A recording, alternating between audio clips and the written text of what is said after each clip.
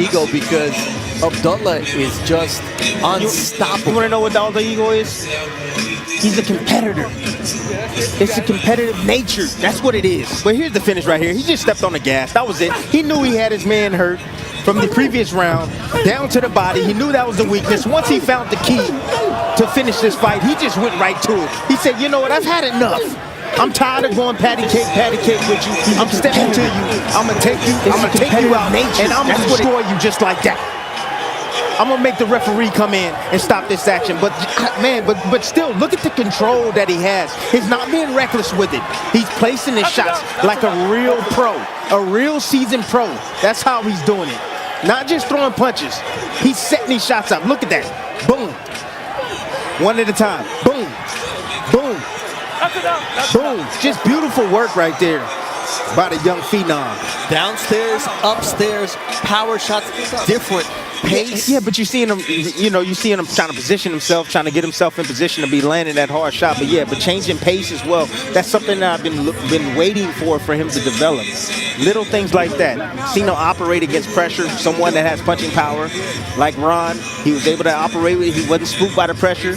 He was able to step in the inside as well and handle himself extremely well on the inside and on the outside. What he's able to do, he's able to set up things off his jab, and he also is a great counterpuncher. I mean, there's nothing that this young man cannot do inside that ring, and that's what makes him so great. I mean, he is so much fun to watch. You're watching a young master at work is what you're seeing up there. That's exactly what you're seeing. You're seeing a young man that's early in his career that you look at and you say, well, he's only 19. We don't want to rush him. We don't want to rush him. However, when you're special, Bernardo, when you're special people do special things, Bernardo. Mike Tyson, how old was he when he won the championship? There you go. I mean, that's where I see this young man at. I see him in the next few years, and I know Top Rank are probably going to take their time with him. His dad is not in the rush as well, but he's going places, no doubt about it. He's going to go there quickly. All right, Mark Chinook with the official time of the stoppage. Ladies and gentlemen, here inside the American Bank Center, this bout comes to a conclusion at 1 minute, 2 seconds of round number 4 for your winner by technical knockout, Abdullah Mason. Introducing first, out of the blue corner, he weighed in at 135.8 pounds, wearing black trunks with gold and white trim. His record, 20 victories with 5 defeats and 1 draw. 13 of those victories coming by way of knockout. From San Juan, Puerto Rico, Luis Popeye Lebron.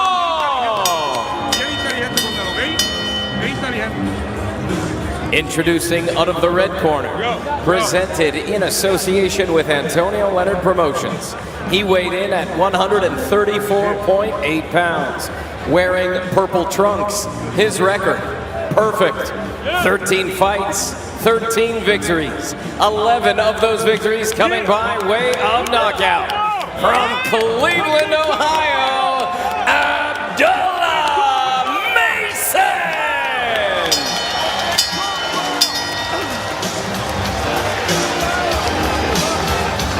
Mary Glover is our referee. All right, gentlemen. In the dressing room, you both receive the same instructions. Whatever you do, do within the rules of boxing. You protect yourself at all times and obey my commands at all times. Let's touch up. Thank you. Luis Lebron opposite Abdullah Mason is an 11-year pro. We've seen him against Duke Reagan. We've seen him against Henry LeBron. That was back in New York. And he understands how to go about this, Timmy. He says, I'm going to take the fight right to Abdullah. Pressure, I understand he's the better technician. I got to work smart. But the pressure's on him. I have nothing to lose, he told us. Yeah, I doubt that.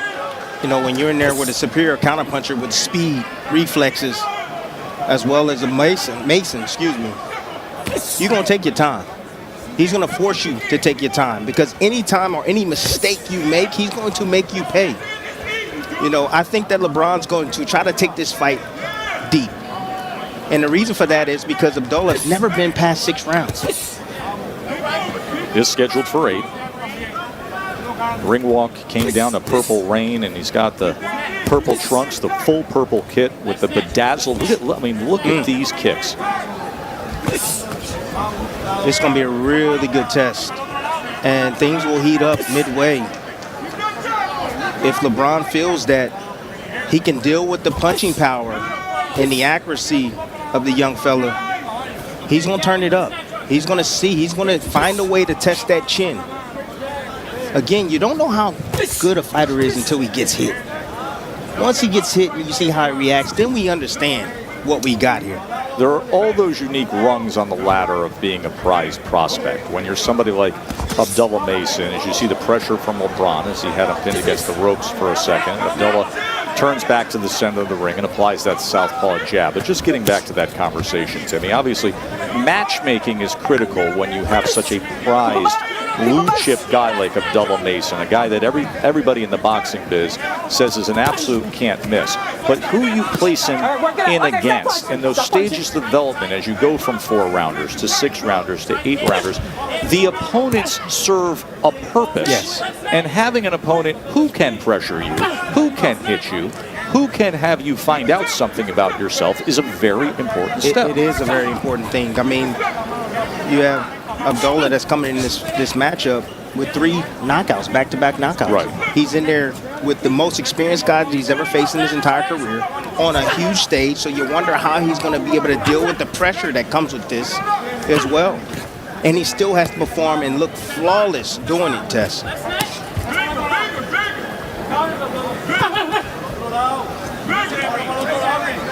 LeBron just slowly, methodically just coming forward.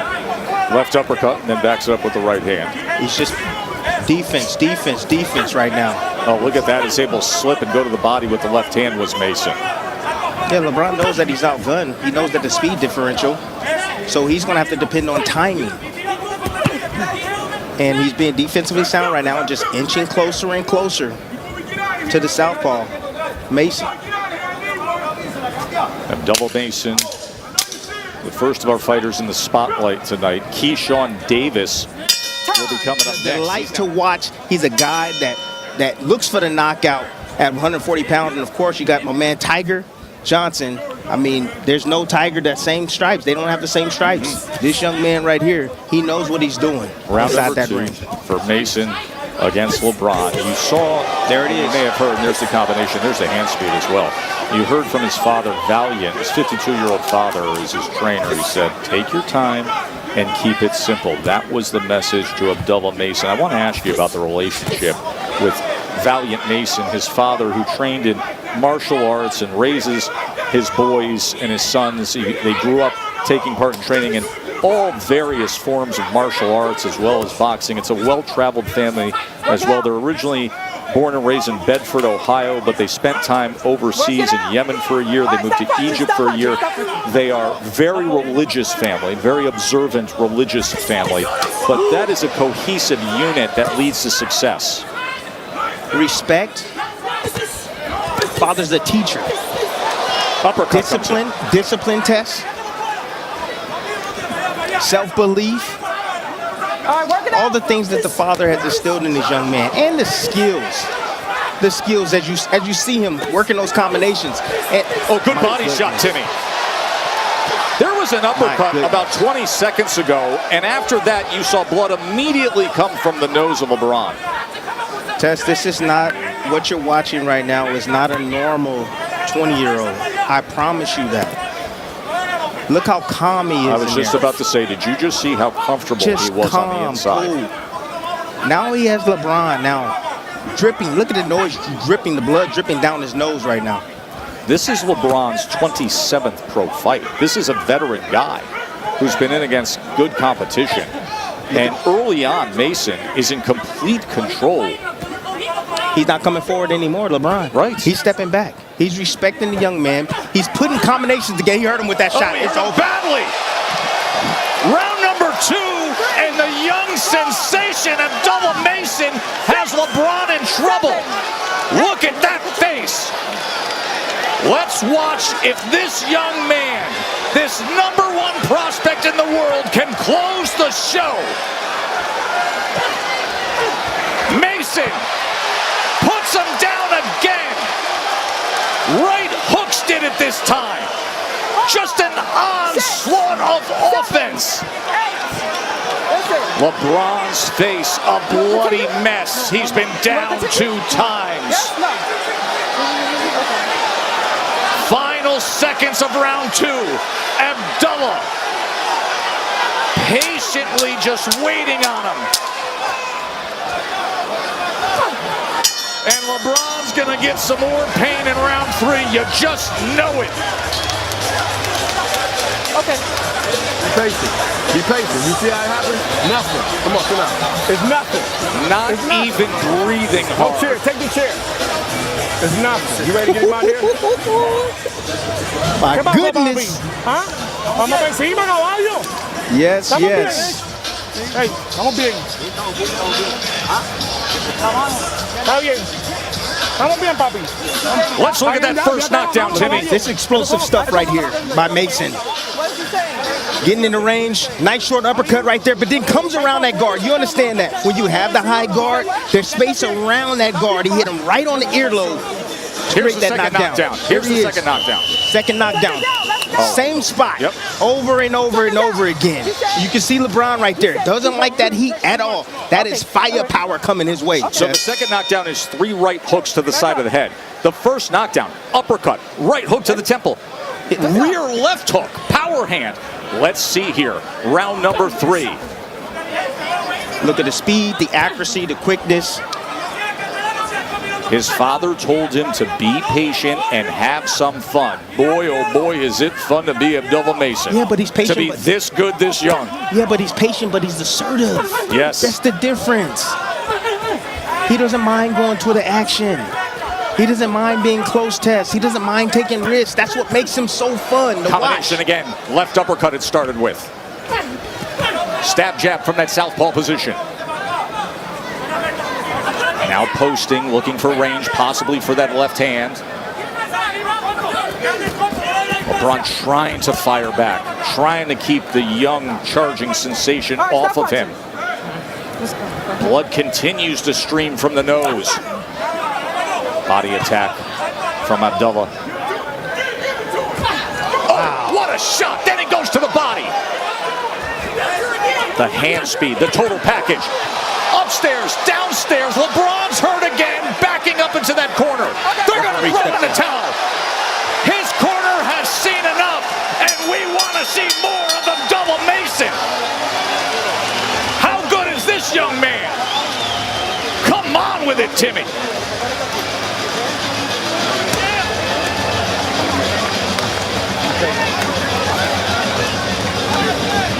As if the lightweight division isn't good enough. You got a 20-year-old rocket ride coming after him. Welcome, world, to Abdullah Mason. Write his name down right now. That was spectacular.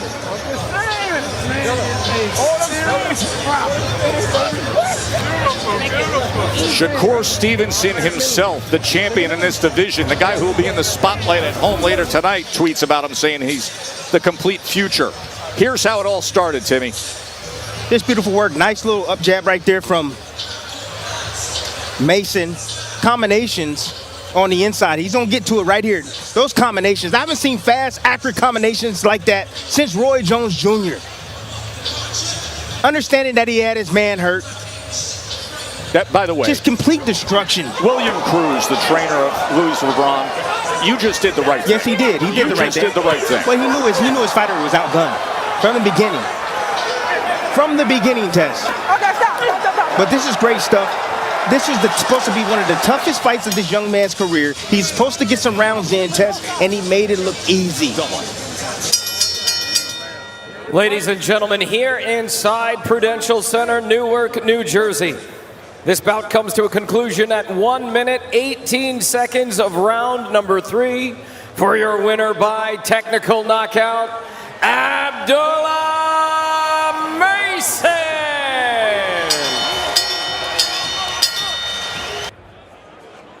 Introducing first, out of the blue corner, Introduire du Coin Bleu, presented in association with Granite Gin Promotions. He weighed in at 136.7 pounds. Wearing black trunks with white trim. His record, 19 victories with 2 defeats. 9 of those victories coming by way of knockout. From Holbrook, Massachusetts, Mike Badman Ohan Jr.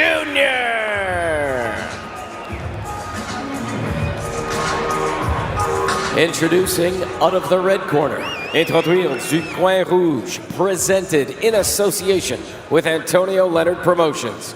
He weighed in at 136 pounds. Wearing blue trunks, his record, perfect. 14 fights, 14 victories, 12 of those victories coming by way of knockout.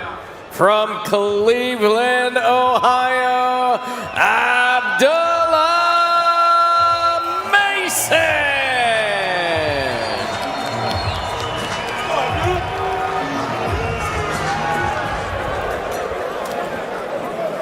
Gentlemen, you receive my information for the fight. I want a clean fight to bring my command on time.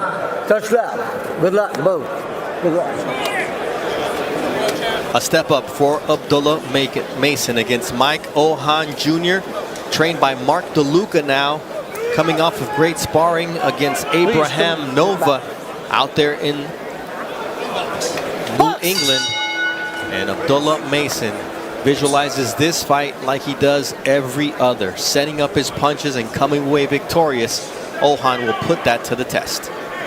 Man, Ohan's body looks thin from 140 to 135. My good, look at that midsection.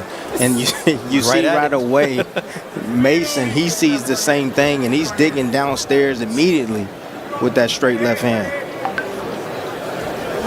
The name you might recognize because his father, he was a professional fighter. 14-6-2 with 11 knockouts was his professional record, but he was better known as Marvin Hagler's main sparring partner. Wow. Imagine what that must have been like. Hell. Exactly. I don't know why. I see a body shot followed by a right hook, a lead right hook coming from Mason on Ohan, getting him in trouble. Oh, that body shot right there. Oh, right in the solar plexus. And that's one of the things that Mason does so well. He finds the opening and he takes advantage of it. A nice counter there from Ohan, but good defense as Mason blocked that body shot with his forearm. But you could see that Ohan knows what he's doing in the ring. He's got a great boxing pedigree, and that's why it's such a good test for Abdullah Mason. He's going to have to maybe dig into his bag a little bit tonight. He's going to have to. And what I like from Ohan right now is he's getting low. He's level changing right now, keeping his lower center of gravity, getting underneath a lot of the shots that Mason is throwing besides the body shots. And that right hook came, but he missed because Ohan got underneath that shot. Nice uppercut there from Abdullah Mason, and Ohan was trying to land the right. And again, that's the IQ of Mason, understanding and seeing what Ohan is doing, seeing that he's getting low. Landing that right hook that sets up the left. And you see the crowd now getting into it here. They know talent when they see it. And what's special about that is how short, crisp, and how explosive those shots are. How fast they are. Blazing fast. Extremely hard. Sitting down on those shots. Those are not peppering type of punches. Ooh, like that one, that uppercut that puts Ohan on the seat of his pants. Never saw it coming. 4, 5, 6, 7, 8. The eyes. Look at the prowling lion ready to pounce. His name is Abdullah Mason, and Mike Ohan Jr. has 11 seconds to stay on his feet to survive round 1. You want to get low? Well, guess what? I'm going to lift you up. Like that. Good uppercut again from Abdullah Mason, who gets the knockdown in the opening round. Listen in to Valiant, his father. Looking good, though. You look beautiful in blue and all of that. But you got to tighten it up. You're looking good. Stick to what you were sticking to. He's going to show it to you. Keep doing what you're doing. You hear me? Keep doing what you're doing, but tighten up. Tim, he was practicing this shot in the locker room. Why was he so effective with this uppercut? Because he knew it was going to be there. Because guess what? He does the best thing. You study film. If you watch film, you see tendencies. That's what you see. Beautiful shot right there. Nice block. Taking contact and coming right underneath with that uppercut. He says, you want to duck low? Okay, I got something for you. I'll hit you up with the uppercut. Pick your behind up with that uppercut, man. That was a good shot right there, man. And it's the little things with Abdullah, right? Yep. He doesn't go jump on the corner. Doesn't go in. Nope. You know what he did? Kind of stuck his tongue out a little bit. Like, oh, yeah, I got this. Yeah. He's mean, bro. Little Michael Jordan on him. This kid is mean inside the ring. Nicest young man outside of it, but I told him straight up in the fighter meeting, if I'm across the ring and I see Abdullah Mason, that is not what I want to be looking at. But if I'm down here, I'm all about it. Right? This kid is so much fun to watch. Yes, 20 years old. The eyes, Tim. Tells it all. The eyes tell it all. Laser focused. Concentrated all the way through. That's important. No, this is what I was talking about. What There's a straight left hand. And that one puts Ohan down again, and he's got to think about what's next. And the corner is on there, and now we see that the fight is being called by Mark DeLuca in the blue corner. He had seen enough. Hey. What a blistering finish from this young man, Abdullah Mason. He gets to 15 victories, 13 by way of knockout. We talk about him stealing the show time after time after time, and he does it in, like, he's a serial killer, Tim. He is just calm as can be. His heart rate can't be more than 55, 60 right now. He's cold-blooded. I'll bet you right now, if all the lights turned off and you put a UV light on him, he'll glow. You know who he'll glow? What? Bruce Leroy. You remember Bruce Lee? You know Bruce Leroy in The Dragon? Turn to the Dragon, Bruce Lee. When he glowed, In the Dragon? show enough. Show enough. And his body glow. I'm telling you, he's a stud. He's like Terrence Crawford. He's like he's cut from that cloth. I'm telling you guys right now what I'm seeing with my eyes. He's cut from that cloth. Off the jab, blinding flick jabs right there. Those are just decoys. What he really wanted, that straight left hand down the middle. Flick jabs, oh, go ahead. That's the shot that I wanted right there.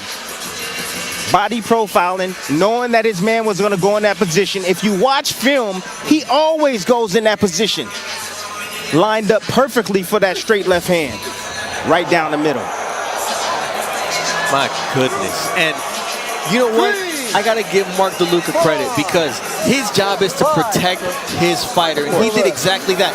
At the end of that last round, there was 11 seconds left.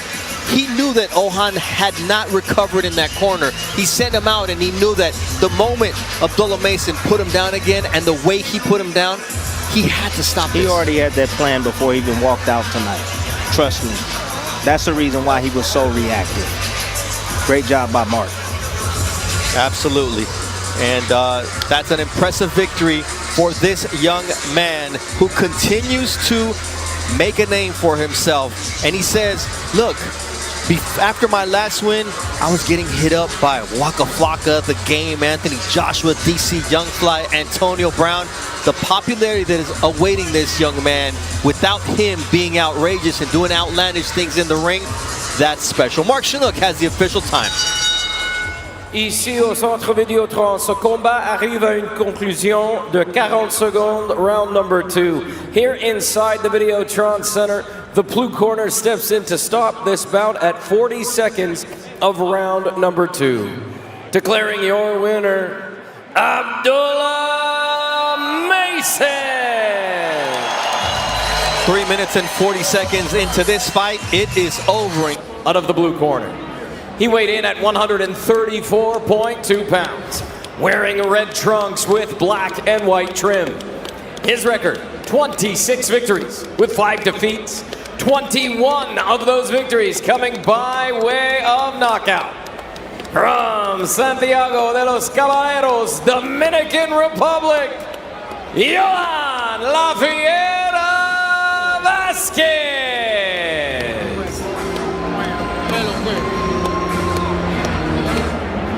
Introducing out of the red corner, presented in association with Antonio Leonard Promotions. He weighed in at 135.7 pounds, wearing neon green trunks. His record, perfect. 15 fights, 15 victories. 13 of those victories coming by way of knockout. From Cleveland, Ohio, Abdullah Mason.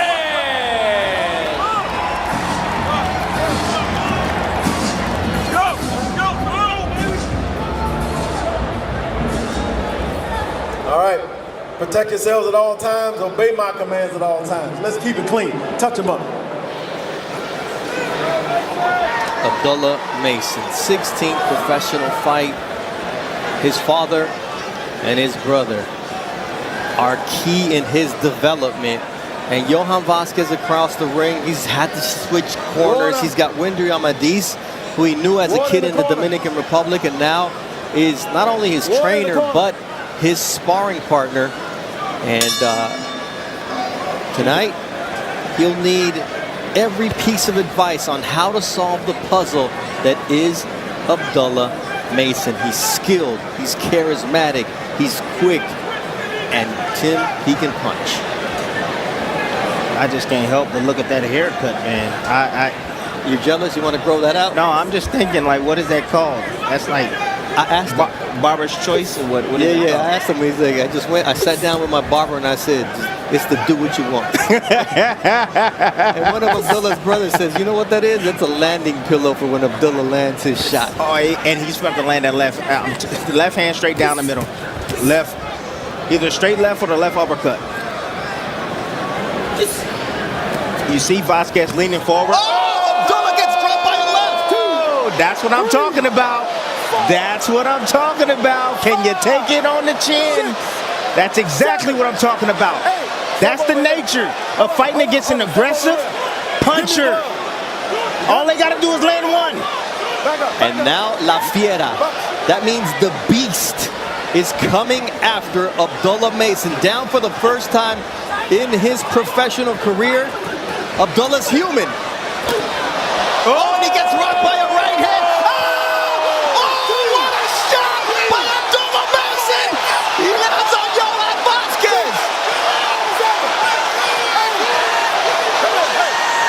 Said it was going to be an uppercut, and that it was. Are you not entertained? Round 1, 1 minute and 15 seconds, and Abdullah's going for the finish.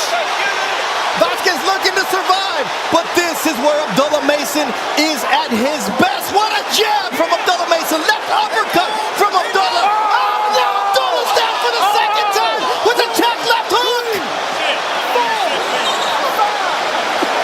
What a round we're seeing early on here. Abdullah's up. Vasquez can barely stand. The crowd is on their feet. I'm about to lose my voice.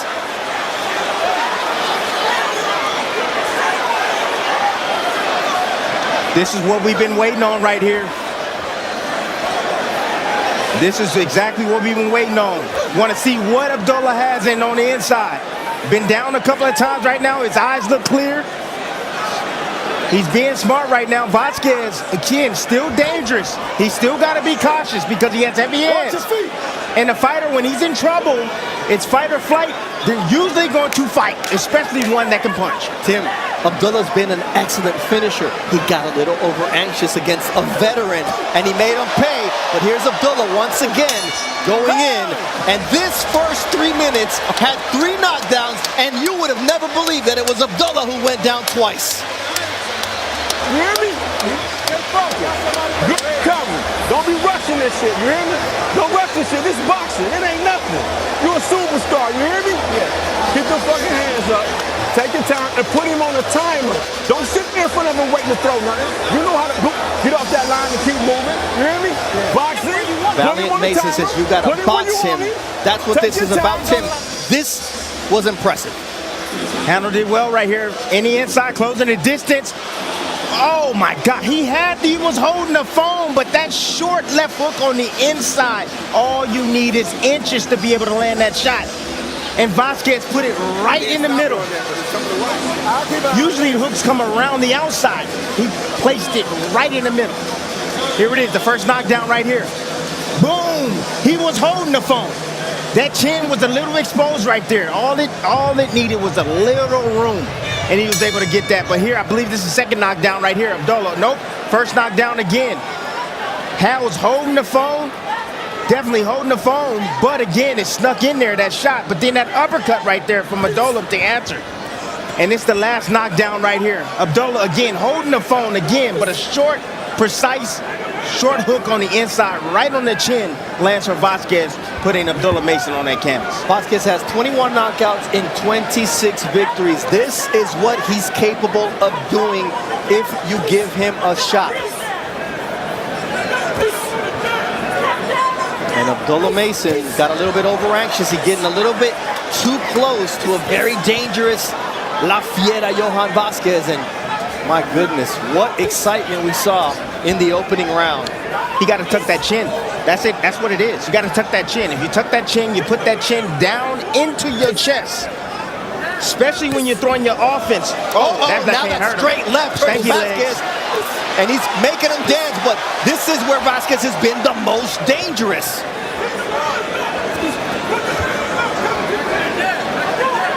And now you see Mason taking his time, settling his way in, feinting his way in, of course, and not just exchanging. You live and you learn, Tim, and you download information. Absolutely. That shows you everything about his IQ. Great IQ. But again, I love his toughness because, again, he went down twice. First time ever in his career. I'm sure he ain't even been down in the amateurs. And he's handling it well.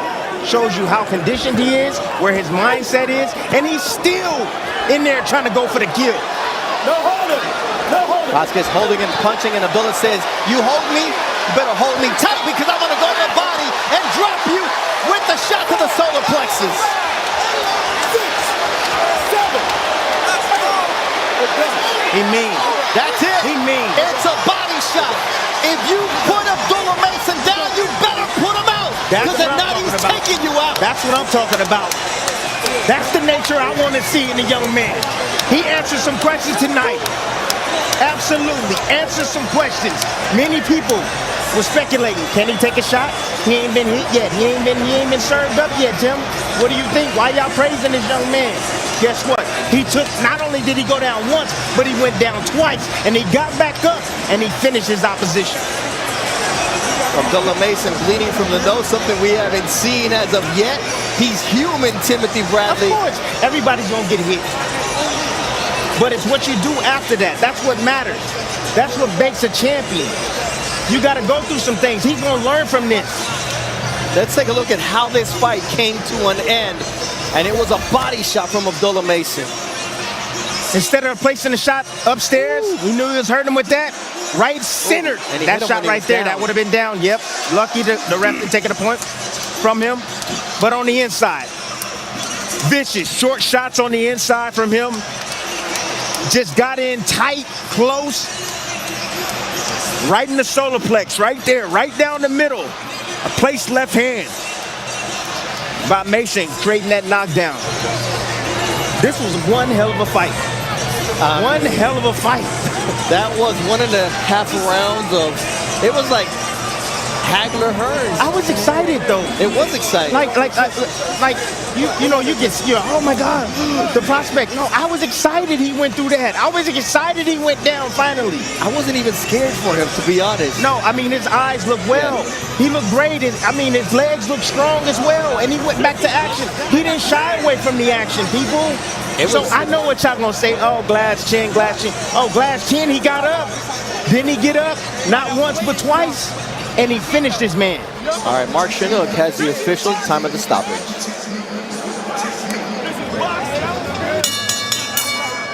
Ladies and gentlemen, here inside Scope Arena, this bout comes to a conclusion at 1 minute, 59 seconds of round number 2. For your winner by knockout, Abdullah Mason! 4 minutes and 59 seconds of pure action, baby. That's what we just saw. You talk about a test. Well, Abdullah Mason passed it. He got the crowd electrified, and Mark Kriegel is with Abdullah. Man, when you look back on this fight, what did he teach you? Oh, man, I knew he had something. But first off, I want to say thank you for having me, Norfolk.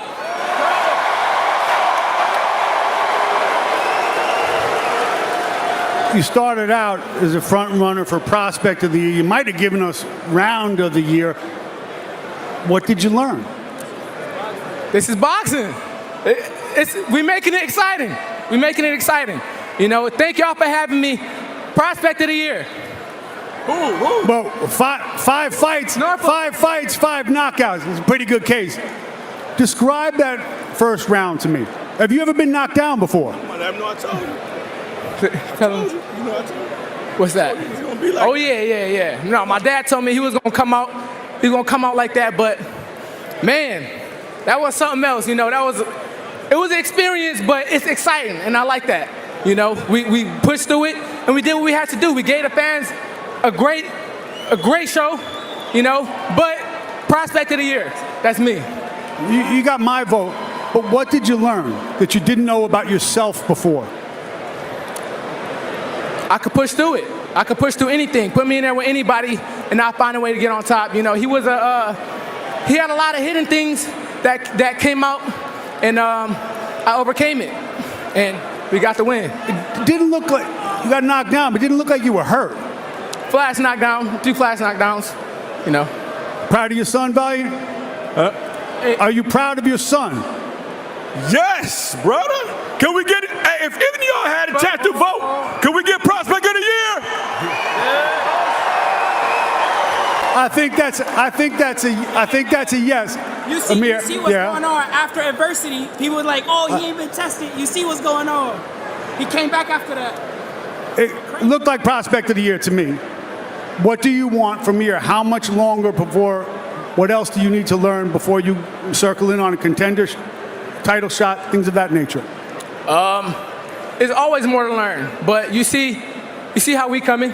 We make the sport exciting, and that's what they like to see. We came out on top, and you know, we coming. Me and my brothers.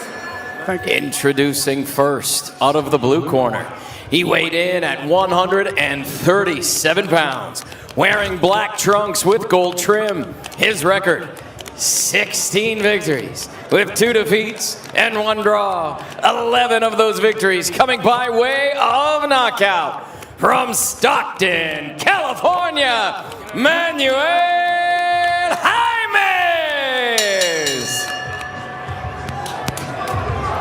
Introducing out of the red corner, presented in association with Antonio Leonard Promotions. He weighed in at 136.2 pounds. Wearing white trunks with multicolored trim, his record, perfect. 16 fights, 16 victories. 14 of those victories coming by way of knockout. From Cleveland, Ohio, Abdullah Mason.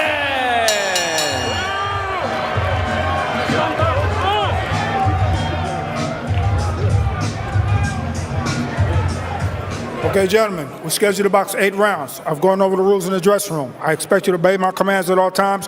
Most of all, protect yourself at all times. Touch gloves, good luck.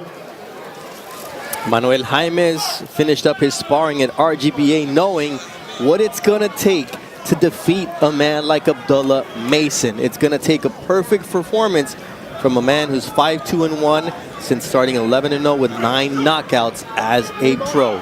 Abdullah Mason, though, Tim, he always comes to show out. Yeah, Jaimes is going to have to not sit there and box with Mason. What he's going to have to do is close the distance on him, make him uncomfortable, and see the land, if he can land any big shots over the top when he least expected. It was a left hook of Johan Vasquez that did the damage against Abdullah Mason. Since then, he's tightened up his defense. He said he's going to take his time. It's now, you know, it was a blessing in disguise, according to his father, Valiant. He says, hey, sometimes you need a lesson like that to slow you down, because he was getting a little bit too quick early on in his fights. A fast starter by nature. He's a fast starter by nature, and what that means is that, yeah, you come out, you set your jab, of course, but when you're throwing combinations and heat, and you're stepping back and you're throwing uppercuts right out the gate, and you really haven't taken a look at what your opponent's arsenal and what he's trying to do, you're considered a fast starter. And that's Abdullah Mason. But you start to see him slow things down now, just using his jab, and he's starting to be smart and think before he actually works. That was a little lunge there from Abdullah Mason, who has a 5-inch reach advantage. There's that stick from Abdullah. See, I like it as long as he don't get away from his nature, though. His nature is to come forward and be aggressive. Good feints trying to freeze Jaimes. And there Jaimes takes a step forward, makes him pay. Yeah, that was a nice forward shift right there. Just changing his position, right? Bringing that back foot forward. And then you saw the combinations. Jaimes is no slouch. This is a tough fight coming back, especially off of 2 knockdowns. It's not an easy fight whatsoever. Jaimes brings his own share of problems. Jaimes coming off of a loss by 10-round unanimous decision against Rolly Romero on the undercard of Canelo Berlanga. He says, I kind of froze in the moment, but that taught me that I can be on the big stage because I took his best shot. So if he can take Romero's best shots, it's really going to be a testament to the power of Abdullah if he's able to get him out tonight.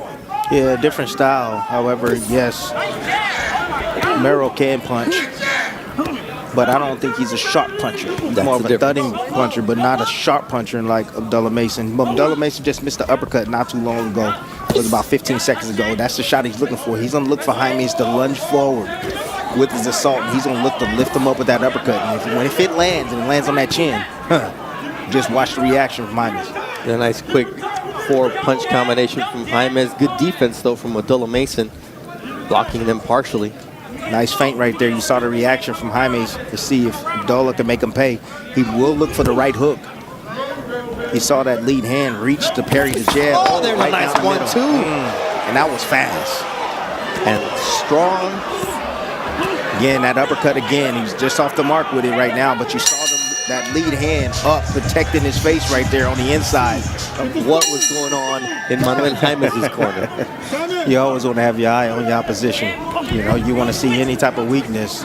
You know, see if he's sitting down and, you know, and see if he's gasping for air. I know it's the early rounds. However, you know, Abdullah, you see in his eyes, he's completely focused, dialed in. That jab is something else from him. There it is. And it sets that shot up. I told you, give him the reach. There it is. I told you. Watch the reaction. Yeah, it was off the jab. Nice stiff jab. He looked to counter after, walked right into it. I mean, you talk about setting someone up, Tim. That was a perfect setup from Abdullah Mason. Now there's that stick once again. That shot is so devastating. You mentioned earlier tonight, what type of jab is it? Well, this is a punishing jab. It is a punishing jab. It freezes your opposition. It's not one of those jabs that's just like a rangefinder. No, it's not a feather duster. It's a jab that is very authoritative. I want you to feel this jab. I want to keep you still for just a split second. Then I want to hit you with that power shot. A piston jab. And it sets up those body shots from Abdullah. Sneaky body. So we just got done talking about Tank Davis. And that's a nice body shot. That was a left hook to the liver. Again, you want to see the similarity. You want to know the similarities? Who other than Abdullah Mason and Tank throws uppercuts like that and hurt their opposition? Think about that. To further my point, Tank does it at close range. Abdullah does it from middle range and out. Tank can lead with it, and he can do it off the back foot as well. He can run you into it, just like he did with Leo along the ropes. Set him up for it. And he has a lead left uppercut too. Whoa. Santa Cruz threw the same shot 3 times. And Yeah. you just cannot be repetitive against Tank. Jaime's looking for answers here. He gets Abdullah Mason with 55 seconds left in the second round. Well, one that has seen him go down already. Well, you don't have the answers. You don't have the attributes. You need speed. You need quickness. You need timing. You know, he needs to start feinting right now, changing his entry point. You know, he used a little lateral movement right there. He got inside. Now he needs to work, and that's exactly what he needs to do. Make him uncomfortable. Close that distance because he's out at range. He's dead meat. Dead meat out at range. That's another straight left from Abdullah Mason. Sets up that jab. And Jaime's, what he needs to do is he needs to use that left hook. That's what he needs to use. That was a punch that Abdullah got caught with in his last fight. He needs to try to use that shot again. And see if he learned anything from that last fight. Use the left hook. I think his patience and poise is a lot better here. Yes, it is. Through 2 rounds. Off the jab. Nice stiff jab right here. You see him calculating his distance. Pow. Go ahead. He rushed. He leaped in with that right hand. You can't lunge against a sharpshooter like Abdullah Mason. If you lunge, he gonna make you pay. He steps back, gets a little bit distance, catch him as he's coming in, hits him right on the money with the shot he didn't see coming. He didn't expect that shot. Those shots that come underneath, you don't see them coming. They like sharks. You know, shark coming up to attack his prey from the bottom up, the same way. Uppercuts is a vicious punch, and if you can learn how to master the uppercut, you're going to produce a ton of knockouts in boxing. When you can disguise it, you're as mean as Abdullah Mason is in the ring, and you know how to deliver that shot. You have the physical attributes, you have the mentality.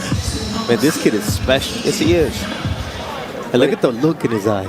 That to me is one of the biggest attributes in Abdullah Mason's game is the way he uses his eyes. It's the focus. It's the focus. And the level of concentration. And he's 2-3 steps ahead, Tim. The best fighters in the world are always 2-3 steps ahead. You know what your opponent gonna do before he even does it.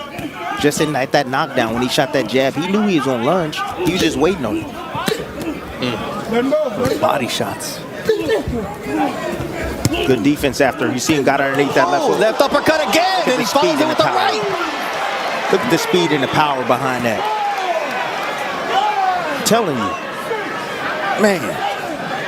This kid is lightning quick, and the courage of Jaimes to get back up once again.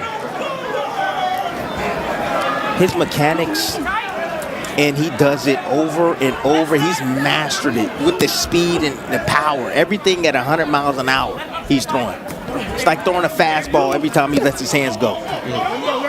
The thing is, Tim, we always talk about young fighters and the importance of punch variety. You don't know what he's going to hit you with. Is he going to hit you with the jab? Is it going to be the uppercut? Is it going to be a hook? And any of them can put you down. Like that stiff jab. Yeah, but again, mastering your technique. That's what it's all about. You got to master your technique, okay? Good technical fundamentals, great balance. You see, feed our planet. That's all a part of it. You know, it kind of reminds me of Inoue. That's the reason why Inoue is so effective with his shots. You know, his balance is always on point. The speed behind his punches. And again, doing it over and over and over and over again. We haven't got to the 10th round yet. Yeah. For this young man. So I'm wondering if he can maintain that all the way through. He can hurt you in any round. But I know he trains that way. Great jab. Piston jab right there, like you said. The furthest he's gone is a 6-round decision. See, and Jaime's right now, like, he don't know what to do. He has no clue what to do. Seriously. And that's an eerie feeling. When you in there and you just like, yo, I'm ready for this fight. You had the toughest training camp, and you didn't think he was that fast and that accurate and that strong or punch that hard. So discouraging. And look, he's in the inside. He's trying to let his hands go. Jaimes is tough, man. Oh, yeah, he's definitely tough. I mean, you get hit by Rolly Romero, and Rolly can thud, yeah, man. He does. Yeah, he can thumps. Yeah, he definitely does.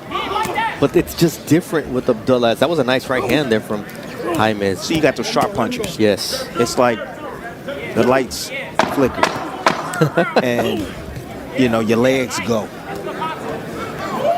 Feel like you don't have legs when you get hit with shots like that.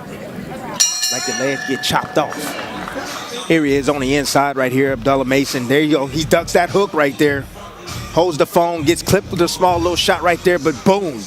You see the combinations right there. The first shot definitely did most of the damage right there, but then the follow-up, boom, right on the chin. My gosh. Short and compact shots.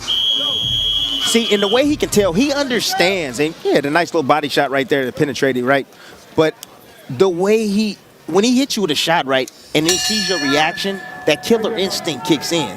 That's hard to teach. He has that already. He's 20 years old, and he has that already. He's been having it since he was 18. Let me tell you something. It was just like when I was watching. Hold on, the doctor is checking in on Manuel Jaimes here, and they're going to let him continue. Go ahead. Like I was watching Nico Alawash today. I didn't call this fight. However, he heard his opposition but didn't even know it. Yes. He heard his opposition several times and didn't even know it. Didn't even step on the gas. He even heard him with a jab and didn't see it. Abdullah, he sees it. 54-15 total, but look at that second round. 21, followed by 18 in the third round. And one punch landed from Jaimes in round number 2. You see the defensive efficiency. Right there. Nice right hand from Jaimes, and then that left hook from Abdullah Mason says, I'm going to let you get one, but the get back's going to be worse. Sharp. And that was off the back foot. He was moving back. And that shot. Knockdown of the fight. Still blazing fast, quick, accurate, right on the money. How demoralizing is it? You just landed your best shot of the fight, and next thing you know, you're down again. And now Abdullah Mason is going for the finish. Nice left uppercut again. You see, it seems helpless. Look, like Jaimes he's in there throwing. Jaimes got some dog in him. You know, he's in there trying to work. Abdullah, again, he's just better.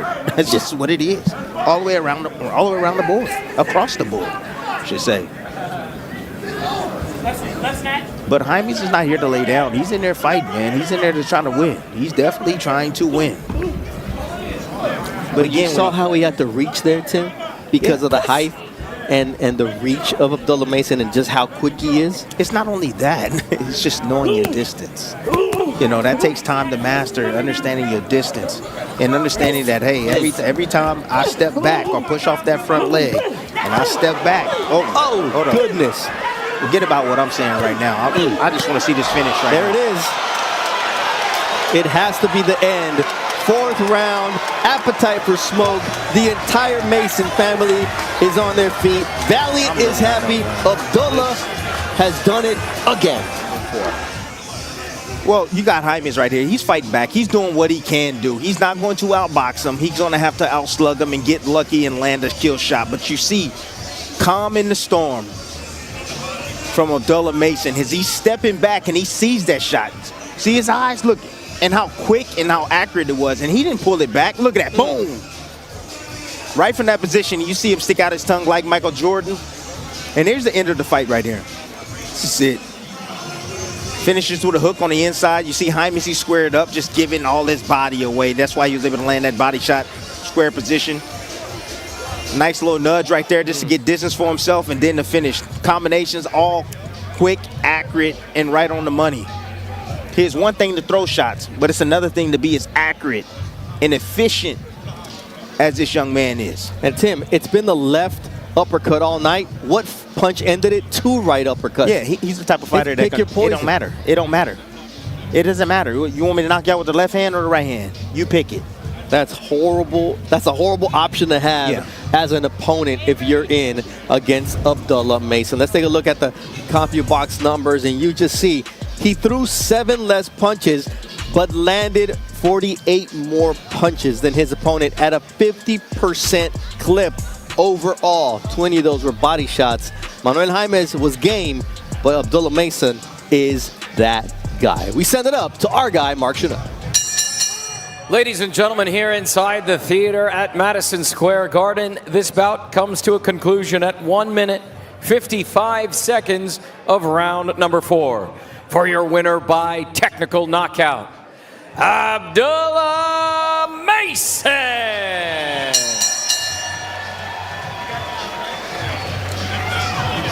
Left. fighting out of the blue corner, wearing black and orange trims, hailing from Bahia Asuncion, Baja California Sur, Mexico. He weighed in at a trim and ready 133.8 pounds with a record of 28 wins, 4 losses. He has 15 wins coming by way of knockout. Ladies and gentlemen, please welcome the battle-tested southpaw, introducing Carlos Chinito Ornelas.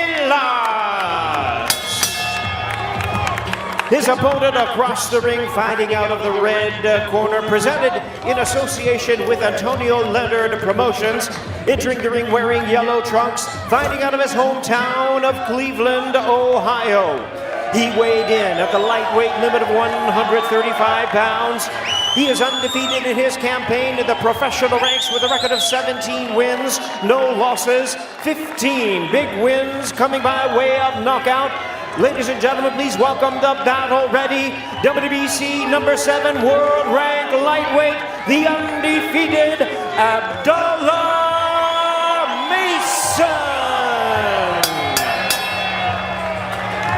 And a referee in charge, Raul Cais Jr., now to give instructions. Fighter chief second, please. Mouthpiece. Protector. You're good. All right, gentlemen, receive the instructions in the dressing room. Know what I expect. Good, clean fight. Ya recibieron las instrucciones con una pelea limpia. Legal punches, golpes legales, here for you. These are high. Here's the legal line. Touch gloves, left to both of you. Buena suerte a los dos. Southpaw versus Southpaw tonight. It's going to be interesting to see how well he fares against another fellow Southpaw. Although, short notice fight for Ornelas.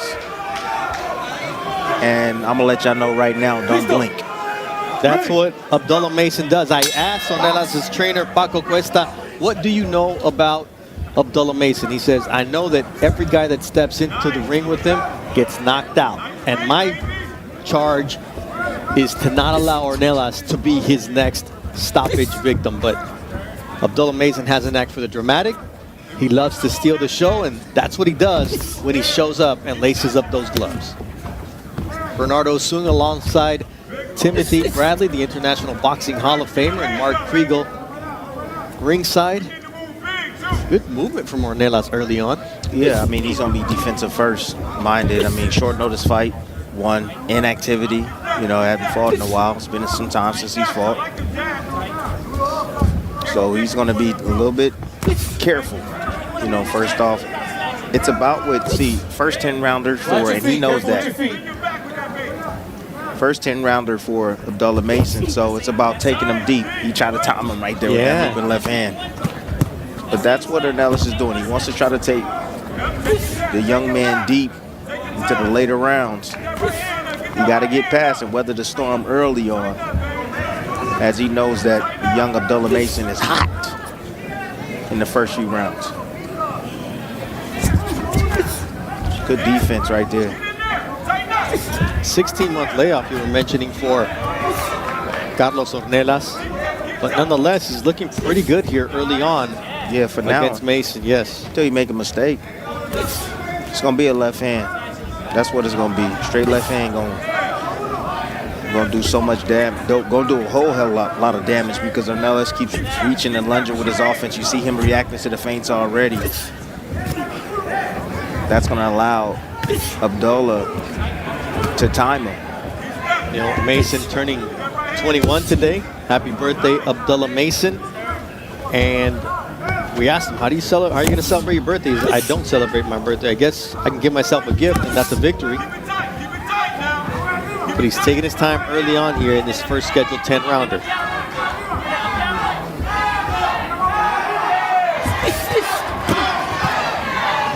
And Ornelas is sneaky, trying to land that left as Abdullah misses. Yeah, Abdullah sometimes, he overcommits sometimes, lunges in after that left hand right there, and he looks to close the distance, but Ornelas doing a good job in maintaining his positioning, right?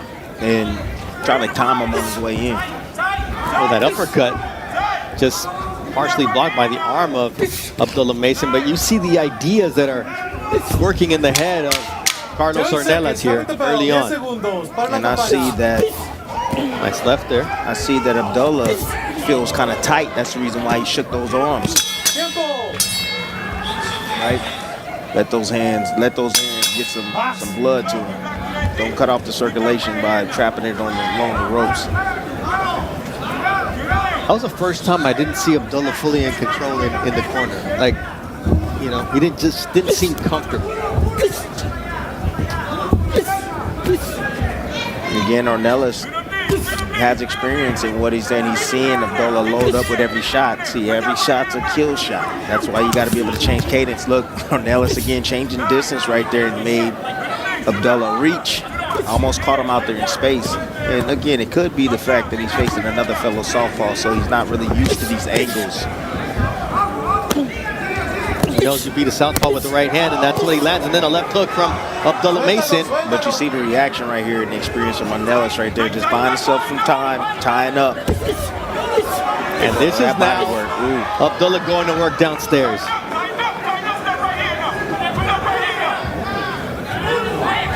And that's now a little bit more gun shy as he tries to land the overhand left. And Abdullah listened to his dad and kept his phone.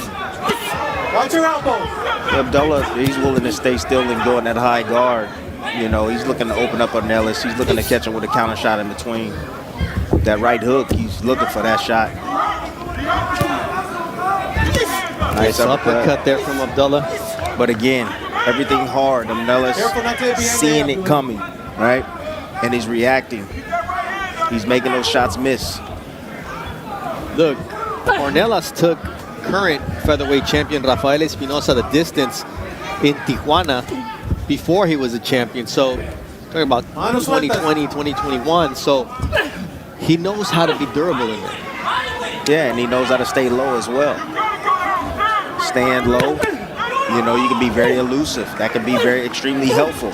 You know, guys like Rocky Marciano, you know, you want to know why he had success? He stayed lower than most of his opponents. He had them punch down on him, and he sneaks them over the top.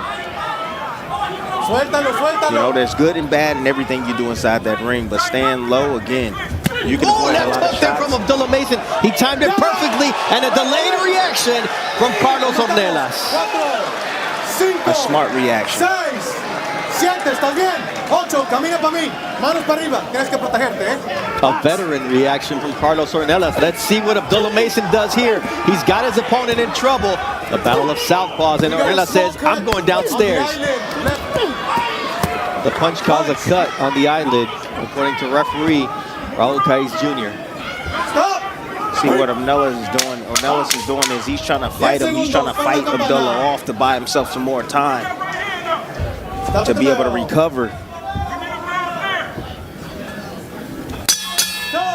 Ornelas down, Tim. Yeah, you see him inside now. He's stepping forward, closing the distance right there. Boo, beautiful shot, perfectly timed right there. Just going up in a high guard, anticipating something to come. He made it miss, and then he made him pay. There it is. He knew that left hand was going to come. He didn't ask for a timeout? No, he didn't ask. You funny. You funny. No, you know what? That was actually a smart thing to do. Yeah. You know, he felt that his head was kind of buzzed. He took his time. I wish he would have stayed there and took the 8 count. He could have bought himself some time, even more time. However, I thought that was very smart from Ornelas. He's been down before against John Gamino, March 2019, William Canonico, September of 2018. And now against the 21-year-old Abdullah Mason, newly minted adult. Can gamble now, do everything he needs to do. He ain't gonna be gambling. Ornelas is gambling against another left hand from Abdullah Mason here. Well, Ornelas, it'd be smarter for Ornelas to not lunge. If he lunges, if he reaches, you know, that's where Abdullah is dangerous. Nice combination, double jab, and then a straight left from Abdullah Mason. He's in his bag now, Tim. He's going to have to get in his bag. You know, Ornelas is smart. You know, he's been extremely elusive. He's not cooperating. You see Abdullah shaking those arms, feeling a little bit tight. I saw it when he was warming up in the dressing room. He kept shaking his arms as well in the dressing room. Nice uppercut on the inside from Ornelas. Sit back, no punch. Here we go. Box.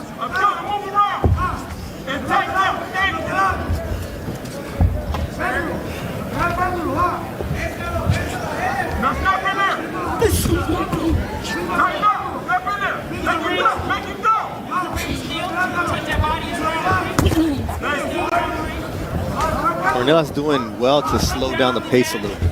Yeah, I mean, he's doing a little bit of everything. He's feigning. I mean, you know, you see him changing levels, feigning, again, foot feigning, head feigning. Then, you know, he'll punch with him sometimes. Then he'll bag out, hit his range. Right, left and from again. Mason, and then Ornelas lands a shot of his own. Yeah, you know, you can tell that where Abdullah likes to operate, man, is mid-range, bro. He loves mid-range. Even though he got those long arms, mid-range, that's where he's lethal. Yeah, keep your hands up, son. You heard his dad just scream and say, keep that lead hand up, because you know what? just That like in that last sequence fight. right there, it was the same one that La Fiera caught him and dropped him with. He was completely open, Tim. Exactly. You know, again, he's going into that Mayweather-like shell, dropping that lead hand on the inside, inviting that backhand of Ornelas. That's what Dad is screaming about. He's saying, keep that hand up. A few fights ago, he was dropped a couple of times with the left hook. That same shot, you see it? Yeah.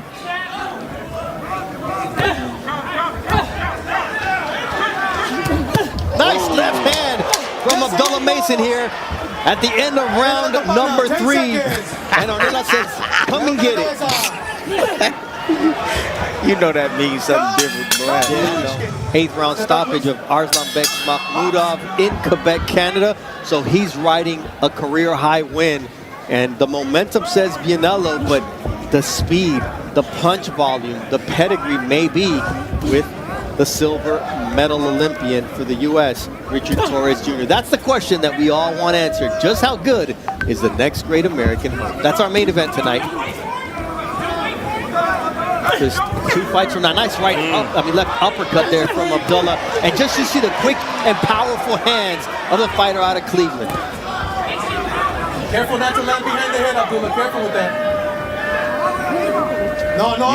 Usually those type of combinations, blazing speed and that power that Abdullah has, usually have more effect on his opposition. Ornelas, he in there. He like, come on, bring it. I'm still here, son. Ooh, straight left. I can't take that, though. I can't take that. You can't take too many of those. Can't take too many of those straight left hands right there. One of the losses he had was against Edwin Palomares in Mexico City. He said, I was winded because of the altitude. He's a scuba diver by trade, Tim. He goes and fishes for lobster, sells seafood. He better than me. I'm not getting in that water. I don't know. All that water. Man, come on, man. Ooh, so they're timing him now. Abdullah better be careful. He's dropping that lead hand. Ornelas is swinging that thing. Now he's trying to soften him up downstairs, right? And he's going to look to land that shot, that looping left hand over the top.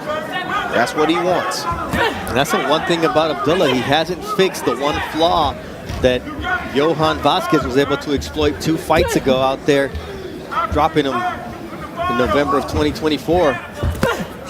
Stop! No. Everything's a home run. Everything Abdullah does is a home run. You know, you get in there with guys that have really good eyes, right? That can see those punches coming. You can make them miss because he loads up with everything. You know, you got to be able to change your cadence up inside that ring, because then you become too predictable. Swinging every punch is hard. You know what happens with home run hitters? They strike out a lot. Because it's all or nothing. Exactly, but when they land, they're balls out of the park. Nice right to the body from Abdullah Mason. Look, Abdullah has the tools, but maybe he's falling in love with being a finisher. Don't push his Nothing head wrong back. with that, but you got to work your way through it. Ain't nothing wrong with that, champ. No, bring it back. You can't Like a quarterback, right? You got to work your way through the progressions to land the better shot. Oh, that's a nice left hand, Mason. And again, it's the delayed reaction both times that Ornelas has been down. 7, 8, camina para mí, manos para arriba, tienes que protegerte, eh? Here we go, box, 10 segundos. 10 seconds, what will Abdullah do here? To close out round 4, he says, how about that left? Good defense on the inside. Wow. There he is, measuring right there. You see Abdullah right there. Nice little feint on the inside. Good defense, catching him in between with that shot. Good angle. And you see the delay reaction right there from Ornelas. Perfectly shot. He was waiting on that left hand because he knows that's what Ornelas wants, so he made him pay for what he wanted, right? Catching him in between. That's the beauty about Abdullah. The way he's able to time guys in between shots, the speed, the power, and the accuracy, that's next level, man. He can punch in between punches, man. And it was the second left hook that he landed. The first one was hard. The second one was perfect. Because he waited on it. Yeah. He was waiting on it. He got the momentum of Ornelas coming at him, and then it's that double impact. And then it's the, again, anticipating. How well do you anticipate? How well do you know your opposition? How well can you recognize, patterns? How well can you recognize mistakes of your opposition? So on and so forth. A 70-48 connect advantage for Abdullah Mason here through the first 4 rounds. So connecting almost 20 punches around. And now Ornelas is taking risks, and that's a dangerous proposition for the fighter out of Rosarito, Mexico. Well, he's taking risks. He's trying to get in control. He's trying to win some rounds, right? He's down heavy on the cards. Plus, Abdullah now coming out, and he's projecting a different game plan or changing his strategy. And he's trying to invite Ornelas now. Trying to do something a little different. He's trying to get him up out of there. So let him get desperate. Let him get desperate. He's going to make a mistake, and you're going to make him pay some. That's the strategy that Abdullah is using right now. Now he's setting it up off of the jab. Is Abdullah Mason. I would love to see it more, a little bit more variation too. Again, big shot.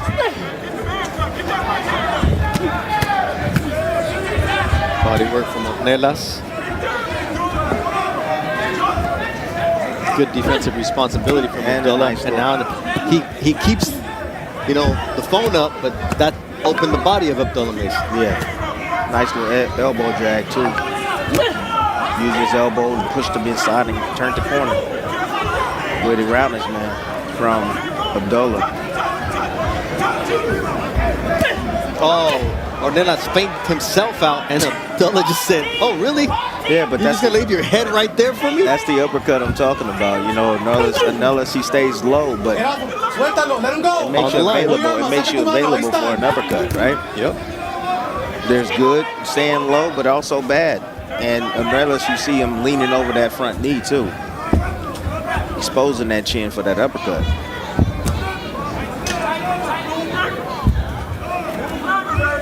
Good defense.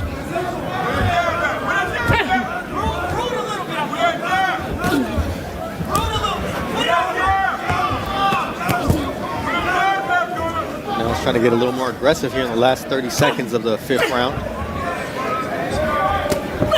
Right uppercut from Ornelas. Good defense again. Headbutt. Or as Tim would say, just another Saturday. 10 seconds, stop at the bell. 10 segundos, para la campana. You're too much, bro.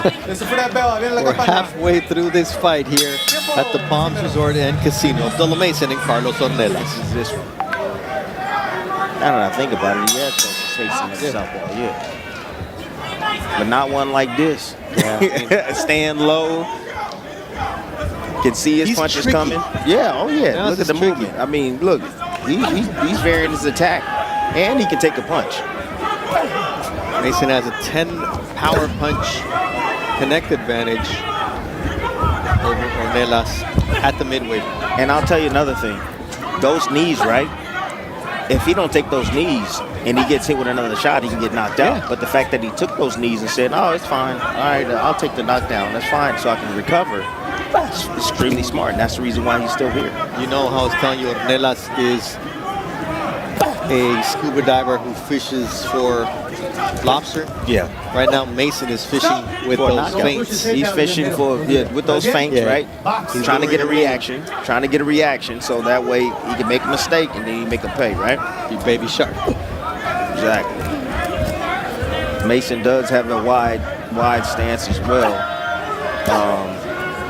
You see a lot of guys that have punching power. They have a wide base, or at least it seems that way. A little bit far past their shoulders, a little bit past their shoulders.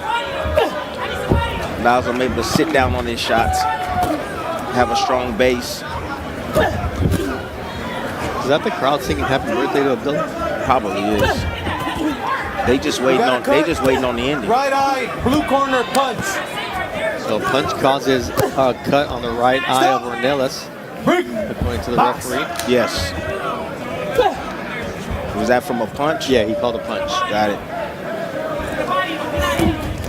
Of course, our production team, the best in the business, will find out if it was or not. Nice left hook there. And this is Ornelas is in a dangerous place because Mason's coming downhill. He's going downstairs, and that left hook is landing continually on Ornelas, and he takes a knee for the third time this fight.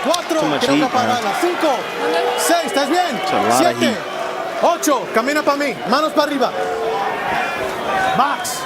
Delayed reaction knockdowns from Abdullah Mason, and it's just credit to his persistence and his patience, Tim, and poise in breaking down Ornelas. That is a big shot. Consistency too. Consistent with his combinations.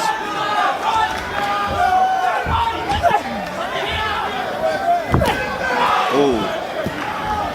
Look at the legs of Ornelas. They're not as steady as they once were. And that body shot from Abdullah Mason. Still dangerous. Ornelas is still, hey, he home run swinging. Yeah, look at that. He's fighting for survival right now. And the toughness of Ornelas is to be commended. And nice left hand. I don't like them dead spots for Abdullah. I don't like them, bro. I do not like them dead spots. You either step in, you tie up, or you go take a walk. Don't sit there and take that damage. Mike Basil, the cut man on that big cut from Ornelas on the right eyelid.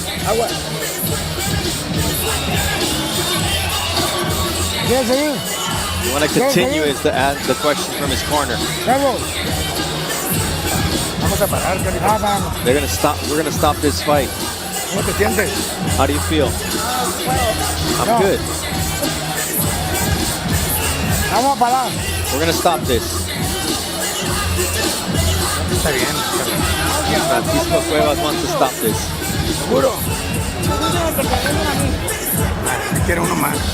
I'm gonna give you one more round. I'm gonna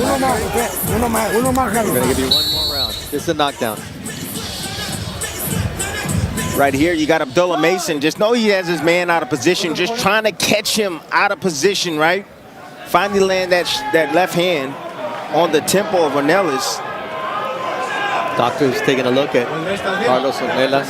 And Ornelas, you know, he took another knee. Smart move by Ornelas. But look, the corner needs to just go ahead and just let it. I mean, look, just stop the fight. The referee stopped it. I mean, come on. And the doctor actually stopped it. The way he was walking, his body language, Tim, his head was down. Yeah. He wasn't attentive to what the referee was telling or asking him. I think that's when you make the decision, is when he looks beaten in that manner. The check gonna be the same. You know, and I mean, in moments like this, look, he didn't come in here to beat Abdullah, right? He tried, he attempted to, right? But the check gonna be the same at the end of the day, man. And body language, like you said, he really didn't want to be here. You know, he's had enough. It was only gonna get worse from here on out. He had a few more rounds left. He did his job tonight. I saw a lot that I needed to see, right? That I was always thinking about. You know, how would he be able to deal with a guy that, you know, is slippery? You know, a guy that, you know, not easy to knock out. A guy that he really has to put some skill and some technique into, you know, and some strategy into. So I think Abdullah got tested tonight in ways that I've never seen him get tested before. Look, and Tim, a lot of times we talk about the corners not stopping the fight at the right time. Yeah. They were about to stop it. He asked for another round. And then the doctor did the right thing. Look, he was the one who came in. He checked on him, looked at his eyes. He knew that sometimes you have to save the warrior from himself. Absolutely. I mean, look, he wasn't going to. His only chance was by a knockout, right? And that was not happening. That wasn't going to happen. But again, I saw a lot that I needed to see. I saw Abdullah go some rounds. I saw Abdullah get challenged in ways that I've never seen him get challenged before. So this is great. This is great for him. It's great for his career. It's great for building Abdullah Mason again. And it wasn't easy. Holes in there as of well course. That somebody with experience That's can what exploit. I'm talking about. Yes. All right, Jimmy Lennon Jr., what's the official time of the stoppage? Ladies and gentlemen, this bout has been stopped at the end of round number 6. Referee Raul Cais Jr. determining the fighter in no condition to continue. He is the winner by way of technical knockout. Tonight, celebrating his 21st birthday, he is now the NABF and NABO lightweight champion, the undefeated Abdullah Mason. Presented in association with Sunshine Promotions. He wears the black and gold, weighing in 134.8 pounds as a professional. 26 wins, 21 by way of knockout against 4 losses. Hailing from Windhoek, Namibia, presenting the challenger, Jeremiah Loke Nakatila. Yeah. And presenting tonight the champion out of the red corner. He is presented in association with Antonio Leonard Promotions. He's wearing the light blue and weighing in 134.5 pounds. Defending the titles for the first time, the hard-hitting finisher brings a perfect professional record featuring 18 victories, no defeats, with an impressive 16 wins by way of knockout. Ranked number 4 by the WBC, number 2 by the WBO, fighting out of Cleveland, Ohio, presenting the undefeated, defending NABO and NABF lightweight champion, Abdullah Mason.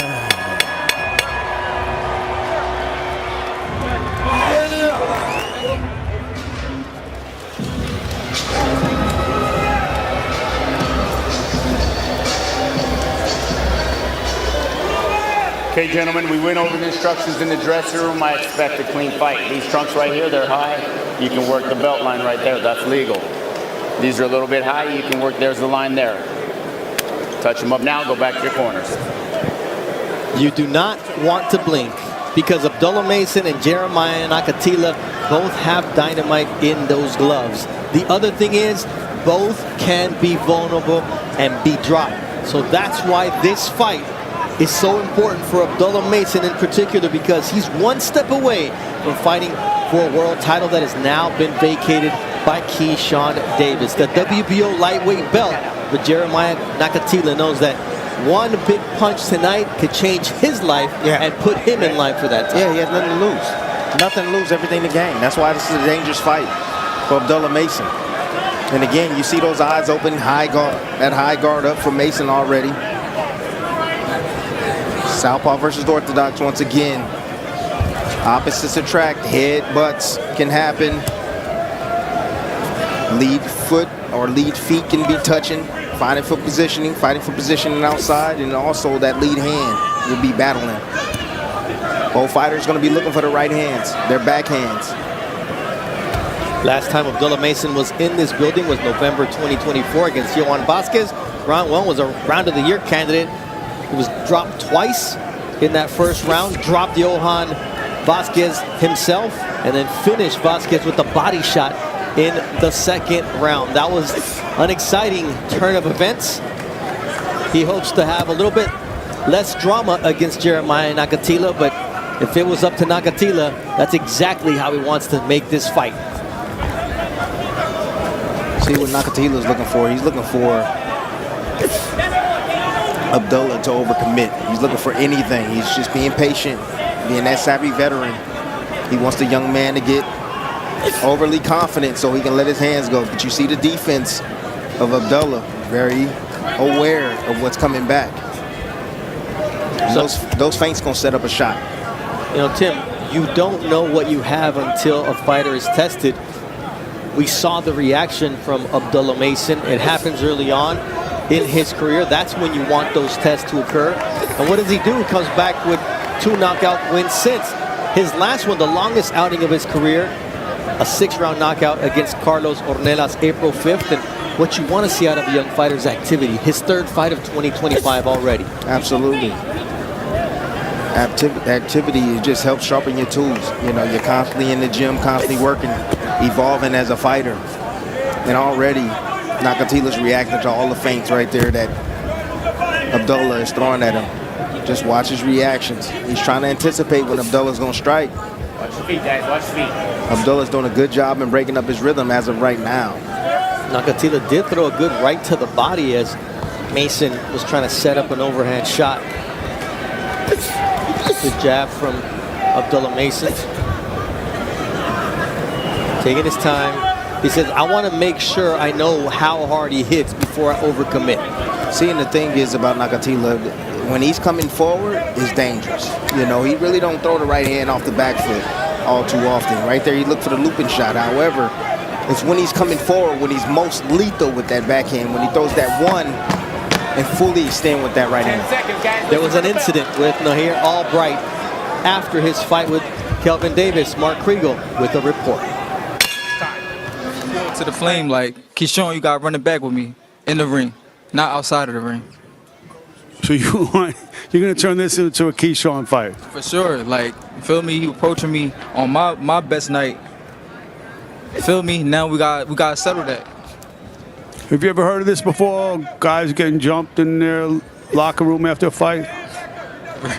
Not even in Philly? Never heard of that. Well, there you go, fellas. I mean, he wants a rematch. Pretty interesting argument. I mean, that's totally uncalled for. You talk about a bad weekend turning horrible for DB3. That's, I mean, I hope the commission figures this out and does something about it. He gets suspended. That's what they need. That's what needs to happen. But, you know, with that being said, I'm letting y'all know right now, I'm no longer a fan. No longer. It's ridiculous. Can't take an L. Can't take a butt whooping. Come on now. But it wasn't Kelvin who did it. Let's just make that clear. He took his L. It's Keon and Keyshawn who are alleged to have jumped Nahir Albright in the locker room. That's ridiculous. There's no room for that. That's ridiculous in this world. So let's give Abdullah Mason his due here against Jeremiah Nakatila. He's the main event here in the second round. Nakatila trying to let his hands go a little bit more here. The former world title challenger. Abdullah Mason missing wildly with that left. It's just a matter of time. In that first round, Abdullah, towards the end of that first round, Abdullah nice count left. He hit Nakatila with a straight left hand and buzzed him momentarily. He's just inching, getting closer little by little, letting Nakatila let some of that steam off by missing with shots, throwing and missing with punches. And he's looking to line up that backhand. Can't get too comfortable, though, because the right hand of Nakatila continues to be dangerous. But you're right, Tim, those feints have Nakatila biting every single time. You got him dancing. Got him dancing.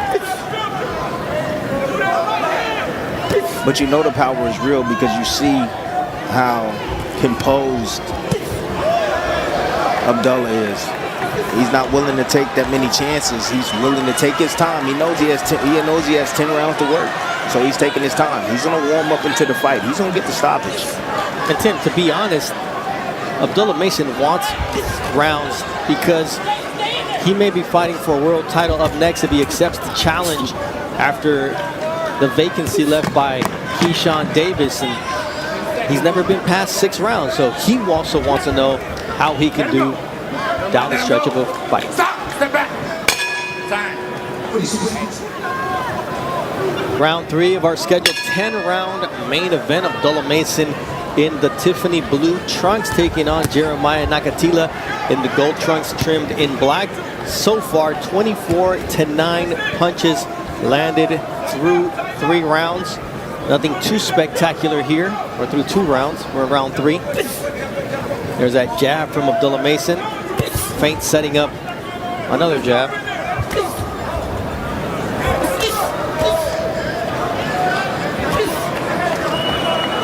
Mark Kriegel, do you have an update as to the situation that occurred earlier in the locker room? Yeah, I do. Something like an update. Someone came out from the and said they would not be commenting. Okay, we tried to give them an opportunity to get their side of the story out. They do not want to speak. That's their prerogative. But we will be talking about Abdullah Mason, the undefeated contender, number 2 ranked WBO lightweight, taking on Jeremiah Nakatila, ranked number 11 in the world. Ooh, nice right hand there from Nakatila. Getting around the guard of Abdullah Mason. What I love about Abdullah Mason is that I like those fighters that like to stay close to the fire, man, and they don't get burned, right? Did he just shake out that backhand, yeah, Abdullah? A little bit. Let's see if he uses it. You know, you typically see fighters shake that backhand like that, or shake either hand. They felt something in that glove when they landed a shot. So let's see if he uses it. He's heavy on that jab right now. Still haven't used that backhand yet. After he shook it. So, but what I like, see how active he is, coming forward, taking the space. Yeah, he already smelled it. He already smelled it. Shot. He already smelled it. He's like, oh, I told you. He know you don't belong in the ring with him. He gonna get you up out of there. But Nakatila says, hold on, I got a left hook too. Yeah, Nakatila do that left hook. It whizzed past his face. I know he heard it. When I fought Pacquiao, I've heard them past my face. I know he heard that. That was a zooming shot by Nakatila. Nakatila telling the youngster Mason, you better stay aware because I can crack. And it's about who gets who first.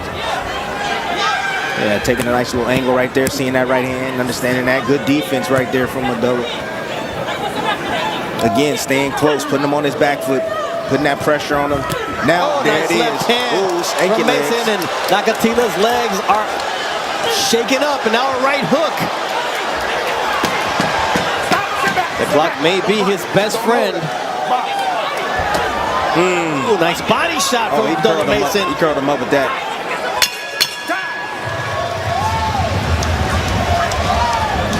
Ready for round 4 of the scheduled 10-round main event. Abdullah Mason with excellent work there in the third Outstanding round. work. Outstanding work. Taking his time, being patient, not rushing himself, being a seasoned pro right now.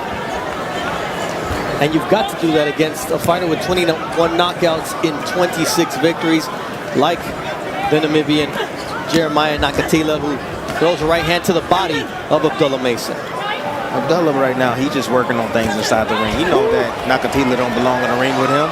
And you see the legs shaky once again on Jeremiah Nakatila. We talked about the chin being shot worn. And every time that Mason makes contact with the power shot, you see that Nakatila feels it. Yeah, it look like he put him on eggshells, don't it? And I think just Nakatila's balance in general is just not there. You know, that tells me right there he's definitely a faded fighter. Ooh. Nice counter right though from Nakatila. He's still dangerous. He's still going to throw. Oh, he's still dangerous, absolutely. He got a cut over his eye now too.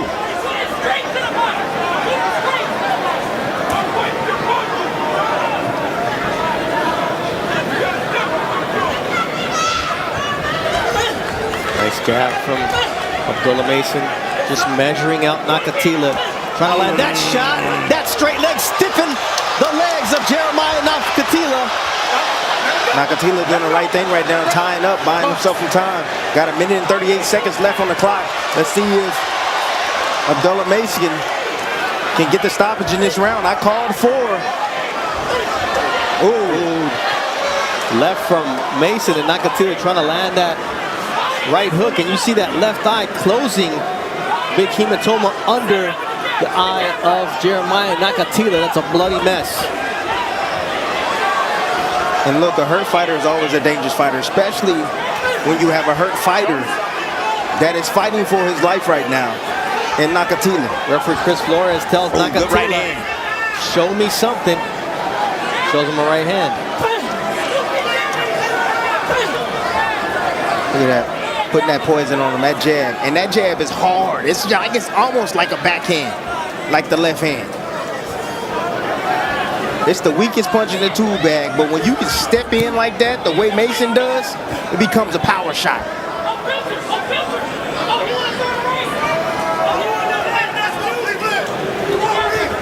Ooh, nice counter left from Nakatila. Both missed their opening salvos, but then that was sweeping left hook from Nakatila found a home, and there's a right.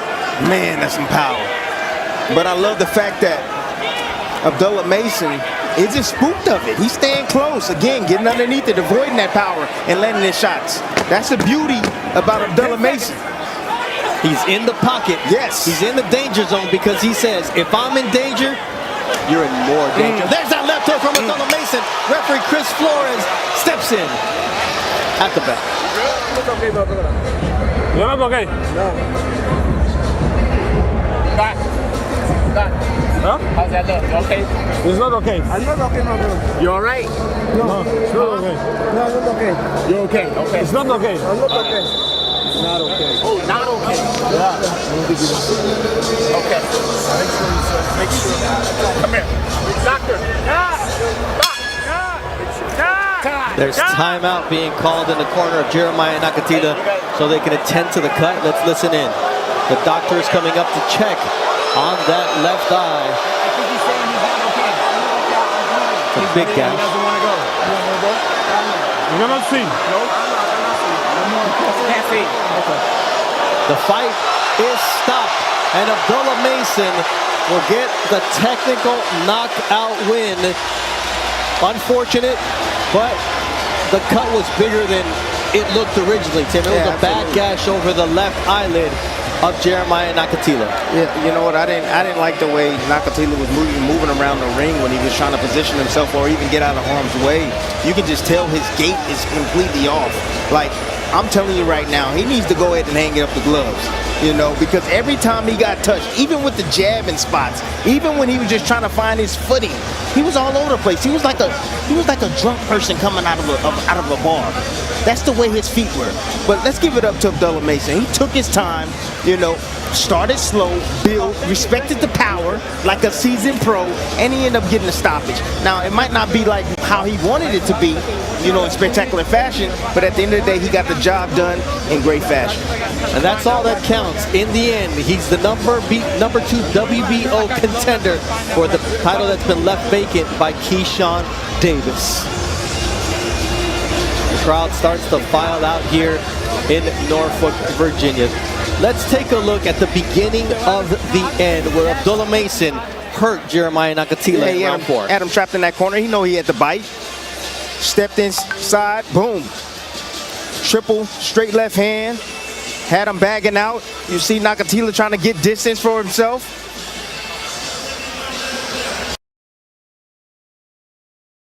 Patiently just waiting on him. And LeBron's gonna get some more pain in round 3. You just know it. Okay. Be patient. Be patient. You see how it happens? Nothing. Come on, come out. It's nothing. Not it's nothing. even breathing No hard. chair. Take the chair. It's nothing. You ready to get him out here? My ¿Qué pasó, goodness. papi? ¿Ah? Vamos por encima, caballo. Yes, Estamos yes. bien, Hey, estamos bien. Está bien. Estamos bien, papi. Let's look at that first knockdown, Timmy. This explosive stuff right here by Mason. Getting in the range, nice short uppercut right there, but then comes around that guard. You understand that? When you have the high guard, there's space around that guard. He hit him right on the earlobe. Here's the second knockdown. Here's the second knockdown. Second knockdown. Same spot. Yep. Over and over and over again. You can see LeBron right there. Doesn't like that heat at all. That is firepower coming his way. So the second knockdown is 3 right hooks to the side of the head. The first knockdown, uppercut, right hook to the temple. Rear left hook, power hand. Let's see here, round number 3. Look at the speed, the accuracy, the quickness. His father told him to be patient and have some fun. Boy, oh boy, is it fun to be Abdullah Mason. Yeah, but he's patient. To be this good, this young. Yeah, but he's patient, but he's assertive. Yes. That's the difference. He doesn't mind going to the action. He doesn't mind being close tests. He doesn't mind taking risks. That's what makes him so fun to Combination watch. again. Left uppercut it started with. Stab jab from that southpaw position. Now posting, looking for range, possibly for that left hand. LeBron trying to fire back, trying to keep the young charging sensation off of him. Blood continues to stream from the nose. Body attack from Abdullah. Oh, what a a shot. Then it goes to the body. The hand speed, the total package. Upstairs, downstairs, LeBron's hurt again, backing up into that corner. They're going to throw in the towel. His corner has seen enough, and we want to see more of Abdullah Mason. How good is this young man? Come on with it, Timmy.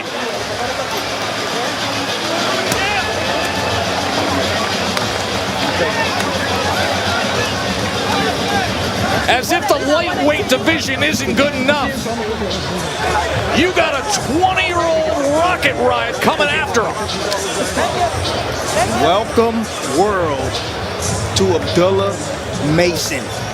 Write his name down right now. That was spectacular.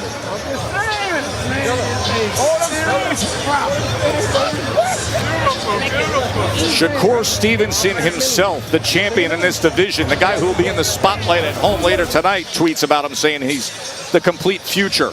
Here's how it all started, Timmy. Just beautiful work. Nice little up jab right there from Mason. Combinations on the inside. He's going to get to it right here. Those combinations. I haven't seen fast, accurate combinations like that since Roy Jones Jr. Understanding that he had his man hurt. That, by the way, just complete destruction. William Cruz, the trainer of Louis LeBron, you just did the right thing. Yes, he did. He did the right thing. You just did the right thing. Well, he knew his fighter was outgunned from the beginning. From the beginning, Tess. But this is great stuff. This is supposed to be one of the toughest fights of this young man's career. He's supposed to get some rounds in, Tess, and he made it look easy. Ladies and gentlemen, here inside Prudential Center, Newark, New Jersey. This bout comes to a conclusion at 1 minute, 18 seconds of round number 3. For your winner by technical knockout, Abdullah Mason.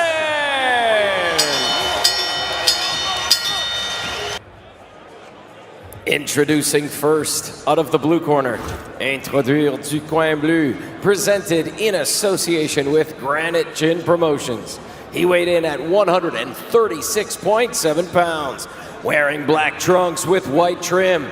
His record, 19 victories with 2 defeats. 9 of those victories coming by way of knockout.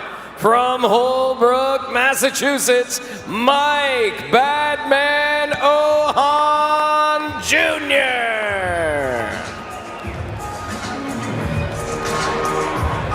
Introducing out of the red corner, Introduire du coin rouge, presented in association with Antonio Leonard Promotions. He weighed in at 136 pounds, wearing blue trunks. His record, perfect. 14 fights, 14 victories, 12 of those victories coming by way of knockout. From Cleveland, Ohio, Abdullah Mason.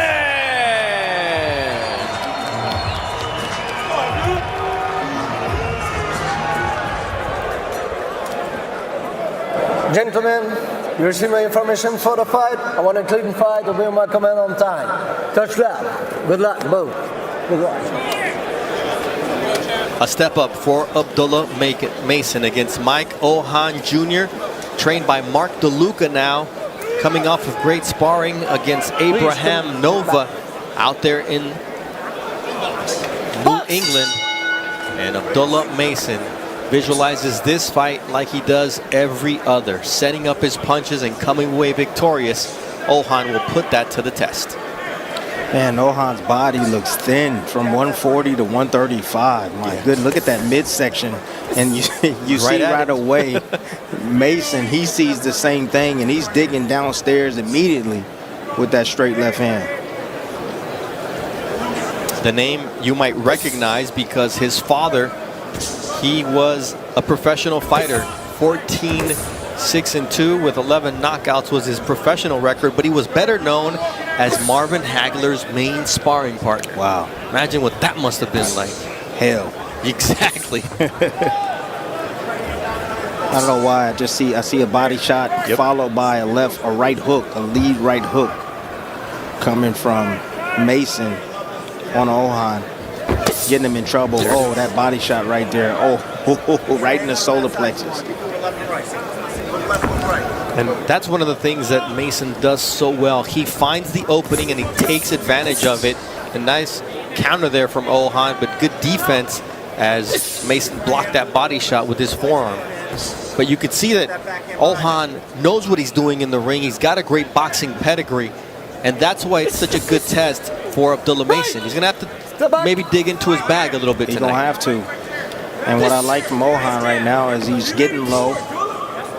He's level changing right now, keeping his lower center of gravity, getting underneath a lot of the shots that Mason is throwing besides the body shots. And that right hook came, but he missed because Ohan got underneath that shot.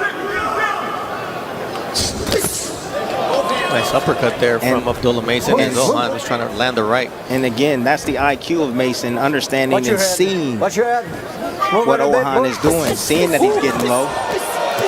Landing that right hook that sets up the left. And you see the crowd now getting into it here. They know talent when they see it. And what's special about that is how short, crisp, and how explosive those shots are. How fast they are. Blazing fast. Extremely hard. Sitting down on those shots. Those are not peppering type of punches. Ooh, like that one, that uppercut that puts Ohan on the seat of his pants. Never saw it coming. 4, 5, 6, 7, 8. The eyes. Look at the prowling lion ready to pounce. His name is Abdullah Mason, and Mike Ohan Jr. has 11 seconds to stay on his feet to survive round 1. You want to get low? Well, guess what? I'm going to lift you up. Like that. Good uppercut again from Abdullah Mason, who gets the knockdown in the opening round. Listening to Valiant, his father. Looking good, though. You look beautiful in blue and all of that. But you got to tighten it up. You're looking good. Stick to what you were sticking to. He's going to show it to you. Keep doing what you're doing. You hear me? Keep doing what you're doing, but tighten up. Tim, he was practicing this shot in the locker room. Why was he so effective with this uppercut? Because he knew it was going to be there. Because guess what? He does the best thing. You study film. If you watch film, you see tendencies. That's what you see. Beautiful shot right there. Nice block. Taking contact and coming right underneath with that uppercut. He says, you want to duck low? Okay, I got something for you. I'll hit you up with the uppercut. Pick your behind up with that uppercut, man. That was a good shot right there, man. And it's the little things with Abdullah, right? Yep. He doesn't go jump on the corner. Doesn't go. Nope. You know what he did? Kind of stuck his tongue out a little bit. Like, oh yeah, I got this. Yeah, he's little, mean, little Michael Jordan on him. This kid is mean inside the ring. Nicest young man outside of it, but I told him straight up in the fighter meeting, if I'm across the ring and I see Abdullah Mason, that is not what I want to be looking at. But if I'm down here, I'm all about it. Right? This kid is so much fun to watch. Yes, 20 years old. The eyes, Tim. Tells it all. The eyes tell it all. Laser focused. Concentrated all the way through. That's important. No, this is what I was talking about.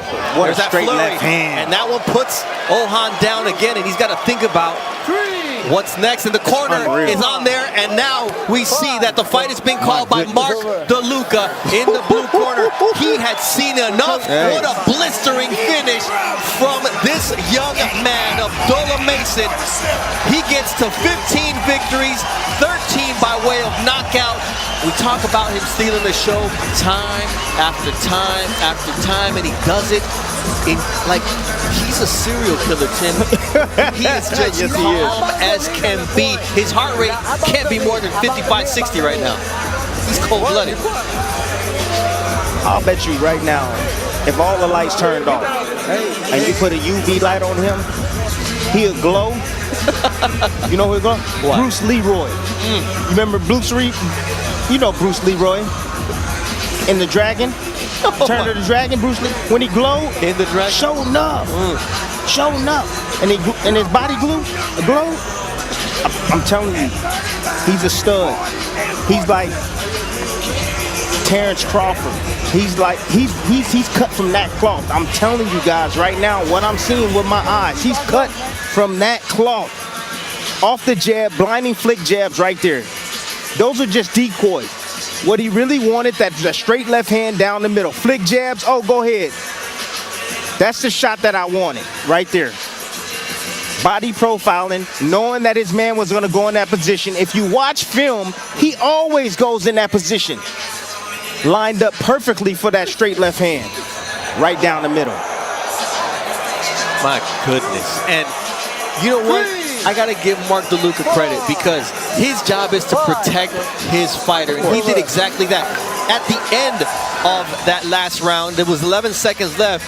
He knew that Ohan had not recovered in that corner. He sent him out, and he knew that the moment Abdullah Mason put him down again and the way he put him down, he had to stop this. He already had that plan before he even walked out tonight. Trust me. That's the reason why he was so reactive. Great job by Mark. Absolutely. And that's an impressive victory for this young man who continues to make a name for himself. And he says, look, after my last win, I was getting hit up by Waka Flocka, The Game, Anthony Joshua, DC Youngfly, Antonio Brown. The popularity that is awaiting this young man without him being outrageous and doing outlandish things in the ring, that's special. Mark Chinook has the official time. Ici au centre Vidéotron, ce combat arrive à une conclusion de 40 secondes, round number 2. Here inside the Vidéotron Center, the blue corner steps in to stop this bout at 40 seconds of round number 2. Declaring your winner, Abdullah Mason! 3 minutes and 40 seconds into this fight, it is over. Out of the blue corner. He weighed in at 134.2 pounds, wearing red trunks with black and white trim. His record, 26 victories with 5 defeats, 21 of those victories coming by way of knockout. From Santiago de los Caballeros, Dominican Republic, Johan La Fiera Vasquez.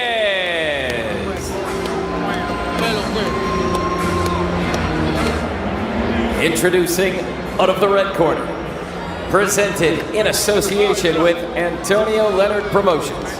He weighed in at 135.7 pounds, wearing neon green trunks. His record, perfect.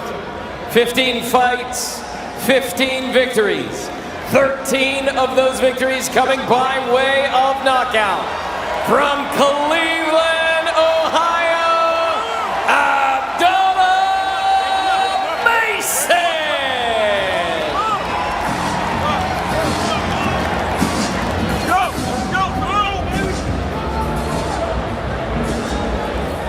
All right, protect yourselves at all times, obey my commands at all times. Let's keep it clean. Touch him up.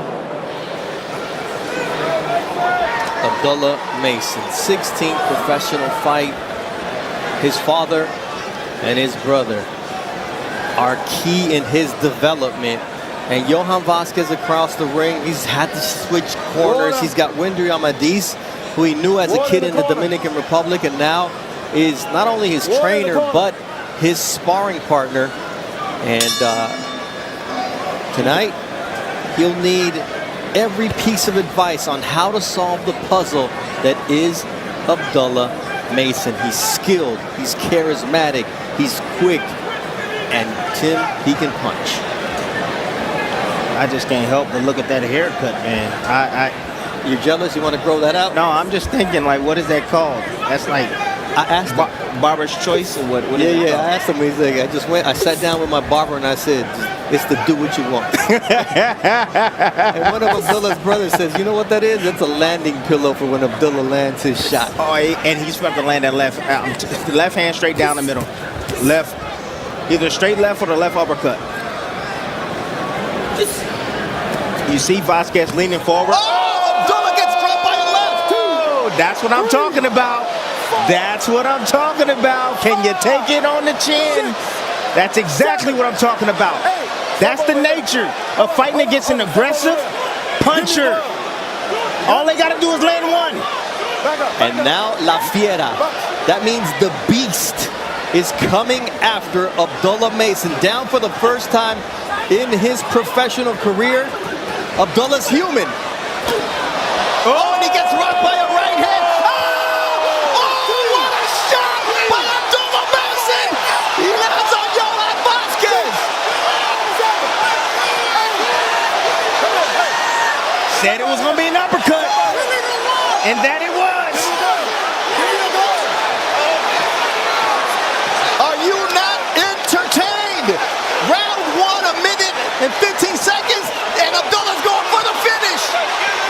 Vasquez looking to survive, but this is where Abdullah Mason is at his best. What a jab from Abdullah Mason. Left uppercut from Abdullah. Oh, now Abdullah's down for the second time with a check left hook.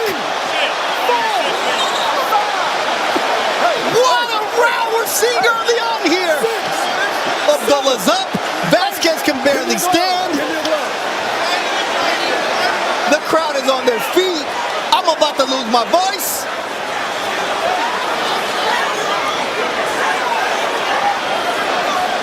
This is what we've been waiting on right here. This is exactly what we've been waiting on.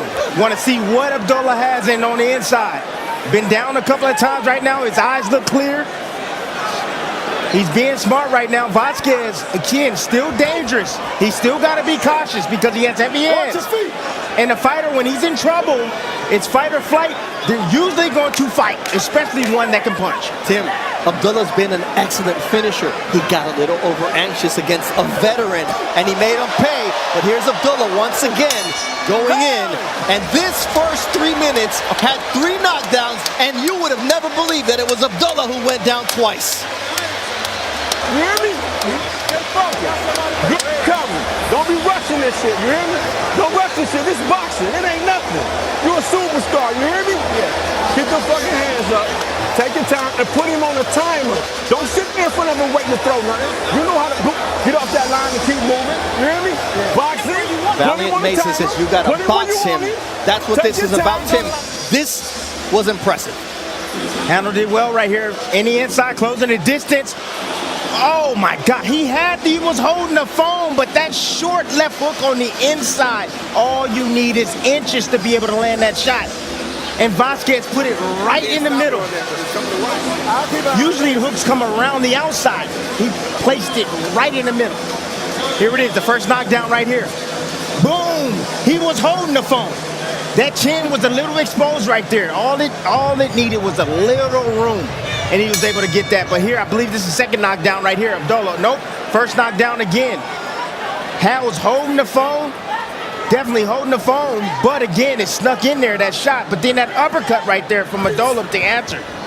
And it's the last knockdown right here. Abdullah again holding the phone again. But a short, precise, short hook on the inside, right on the chin, lands for Vasquez, putting Abdullah Mason on that canvas. Vasquez has 21 knockouts in 26 victories. This is what he's capable of doing if you give him a shot.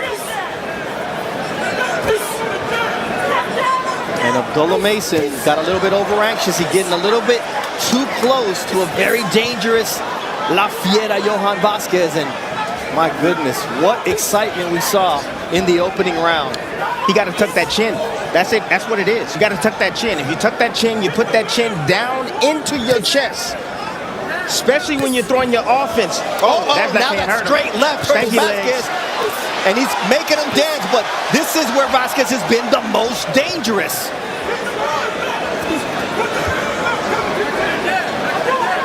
And now you see Mason taking his time, settling his way in, feinting his way in, and not just exchanging. You live and you learn, Tim, and you download information. Absolutely.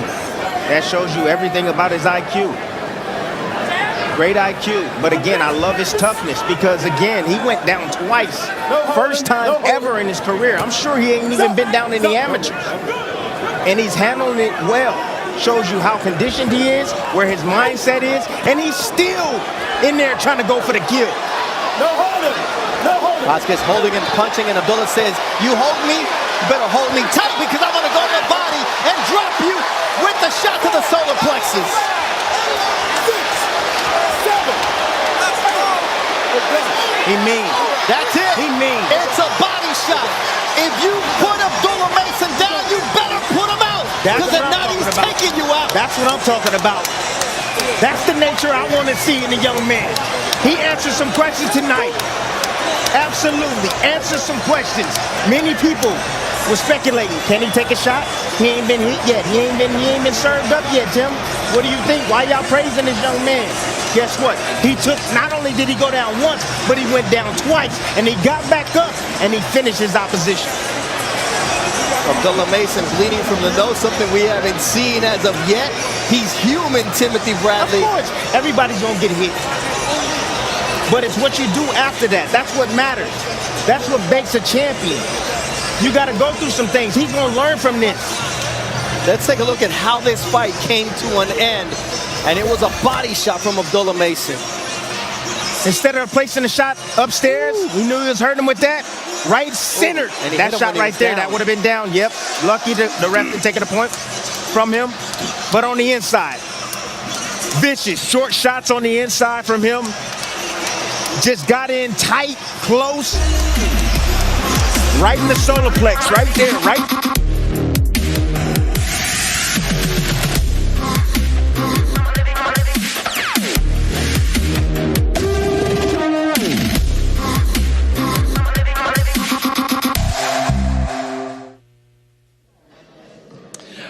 Welcome to Cleveland, Ohio, a city that knows a little something about winning championships, where on July 4th, there will be fireworks over Lake Erie to celebrate Independence Day, and maybe a few inside the Wolstein Center, where Cleveland's own Abdullah Mason will make the first defense of his 135-pound title against the undefeated Albert Bell.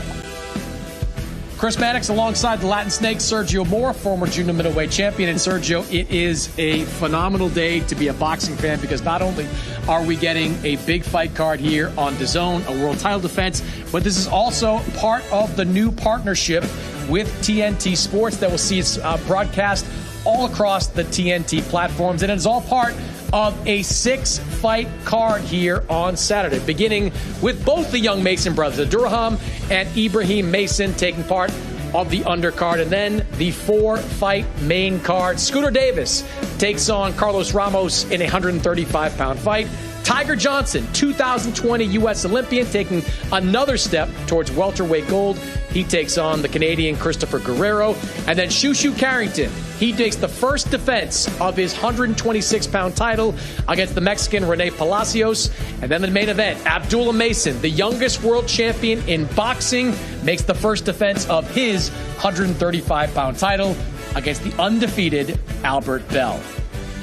Well, Sergio, I mentioned this is part of a new deal between DAZN and TNT, which see 1 fight card a month broadcast on Turner Sports. You're a guy that knows a little bit of something about fighting on big platforms. How big a deal do you think this is for boxing? It's a huge deal because, look, we're fighting on network television, on cable television. You get new eyeballs. You get a new demographic. You get a whole new viewership, not just a hardcore boxing fans. That's how you make new fans. That's how you create a new star. And believe me, whenever you're fighting on cable and network and all these, you get different people watching your fights. You get the moms. Well,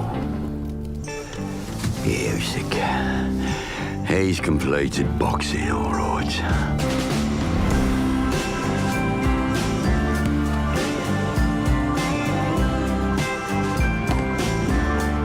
Oh, yes. For now, at least, Usyk walked off into the sunset, adding his name to some of the greats. Foreman, Tyson, Holyfield, Lewis, the Klitschko's, even Fury himself. The end. Whoa, whoa, whoa. I think you're missing someone by the name of Anthony Joshua. Oh, wait a minute, so you might need a little promo piece for this? Gotta go. Got some serious heavyweight business to attend to.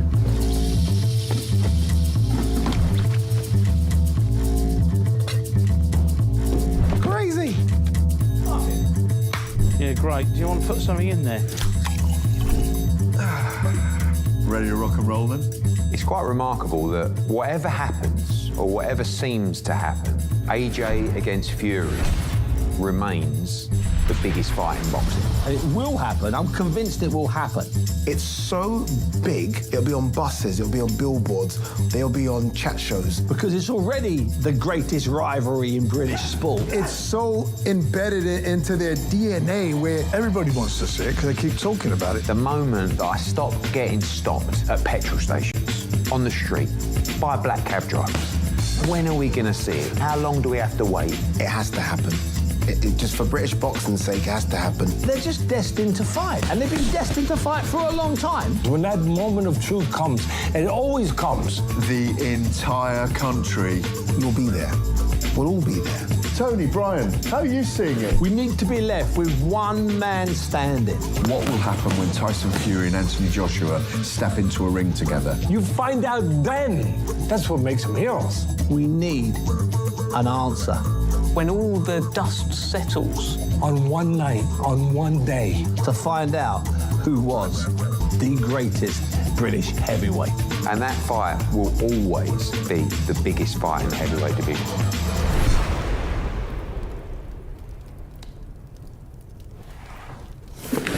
This is my country, my damn country. Give me my country, you can keep the rest. This is my country, my damn country. And it don't mean a thing if it don't pass the test. If you ain't never cheated or been cheated on, then take off your boots, you rhinestone fraud.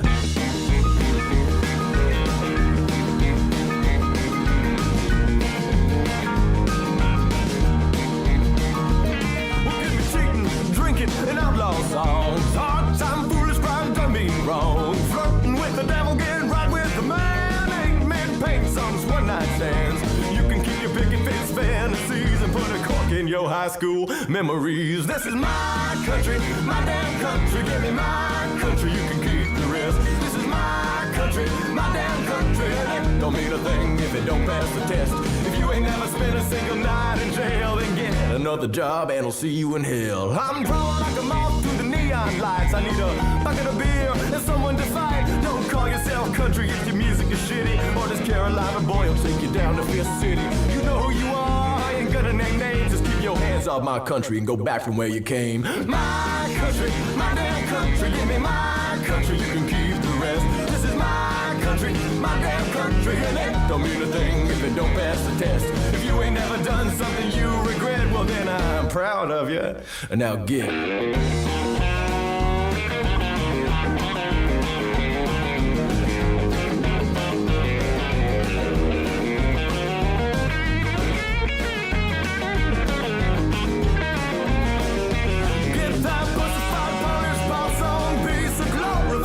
Rhyme out of my face. Wintertime, springtime, summertime, autumn. Show me time to jukebox, you yoke if you got 'em on. Country like Johnny, country like Merle, country like Loretta, that honky down. I'm a country fried junkie with a bad habit. Country like Chris, country like Gretchen. If you ain't cooking country, then get out of the kitchen. I'm a country like Hank, 1, 2, and 3. Drop it like peaches from the family tree. Country like women, whiskey and wheels. Yeah, I know this country 'cause I know how it feels. Country like Willie, country like Willie, country like lightning and a hillbilly. This is my country, my damn country. Give me my country, you can keep the rest. This is my country, my damn country. And it don't mean a thing if it don't pass the test. If you can't sing along to tearing my beer, then don't forget your coat out of here.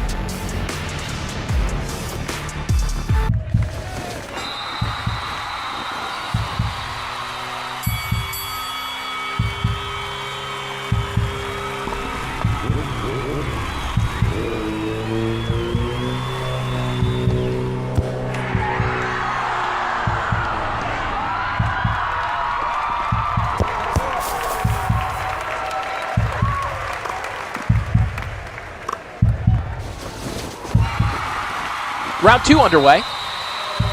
Abdullah Mason and Alvaro Huizar getting the action started for us here in Cleveland, Ohio.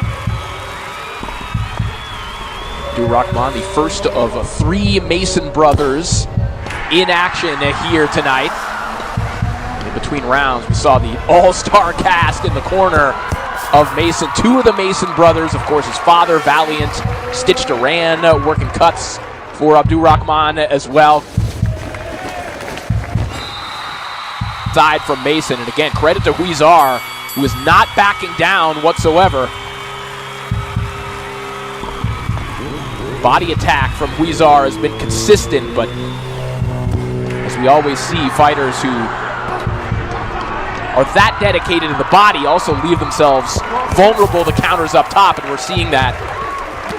You're seeing Abdullah Mason seeing those openings as he lands another good left hook on the inside, and Huizar in a little bit of trouble here in the second round. Oh, what a left hook there from Huizar, and Mason is the one in trouble here in the second round. Mason facing adversity for the first time in his young pro career. Again, has not been in action since April of 2024. And having to swim through some choppy waters here in the second.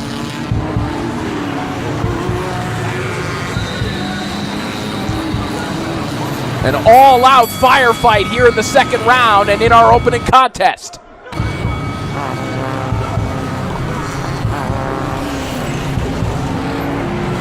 Good body attack there from Mason, and an uppercut pops the head back of Huizar.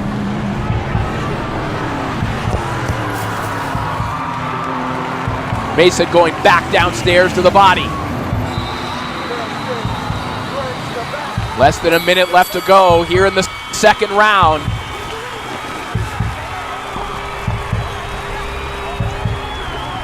Good left hook there a moment ago from Mason once more.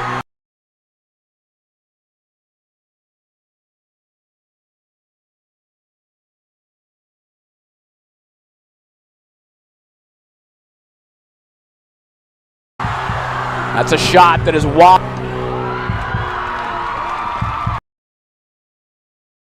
in this fight. July 4th, and we're already getting them here in our opener.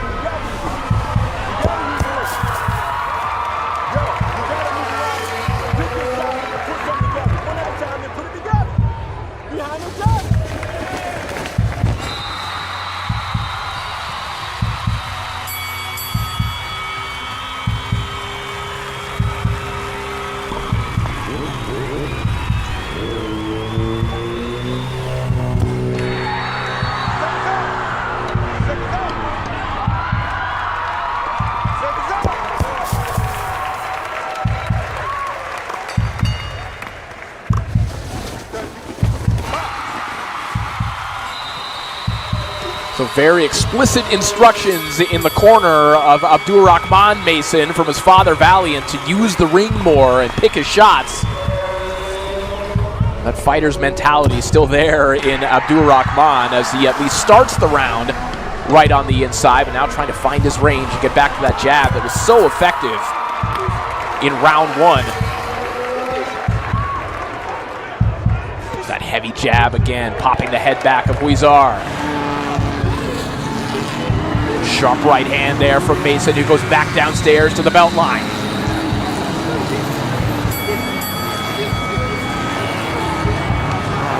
Mason now pouring it on with Huizar trapped against the ropes, and his mouthpiece is loose. That'll be perhaps a welcome reprieve. The official now spotting it.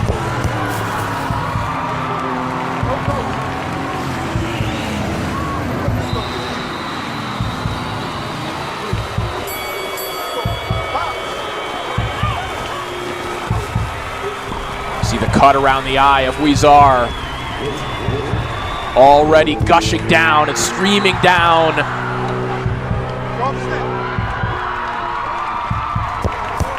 To work again on the inside. You see the blood of Huizar are covering the gloves of Mason. And we're not even 3 rounds into this fight.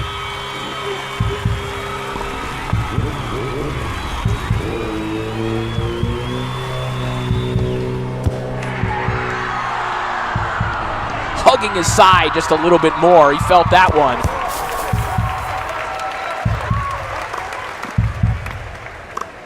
This is a rugged, gutsy effort from Huizar, fighting in enemy territory here tonight.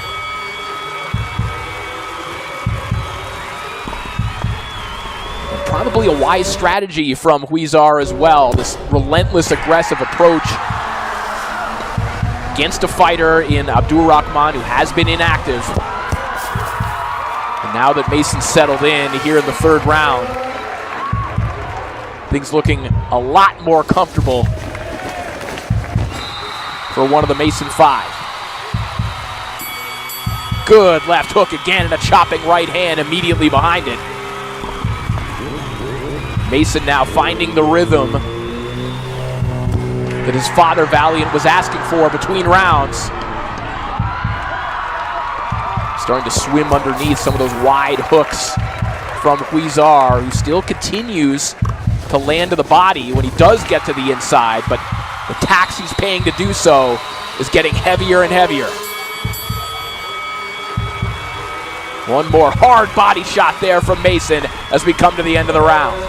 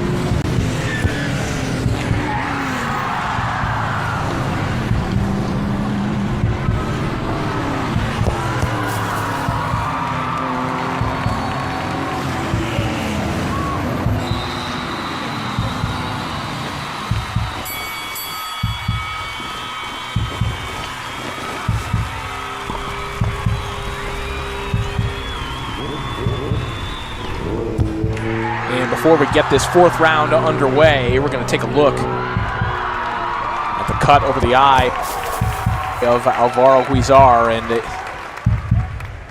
there is a glob of Vaseline holding that together, and in between rounds, the Huizar corner, his trainer Fidel Martinez, pleading with the referee, hey, he's been fighting with this for 2 rounds. We got 1 round to go. Please let him go. He'll be all right. There goes the mouthpiece again. Another big left hook there from Mason, who would love to kick this show off with a knockout victory. He's got a double tough man in front of him.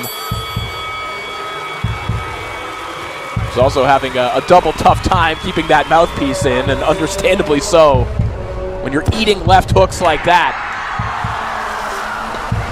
4th and final round. Abdullah Mason 3 rounds deeper into a fight than he has been as a professional.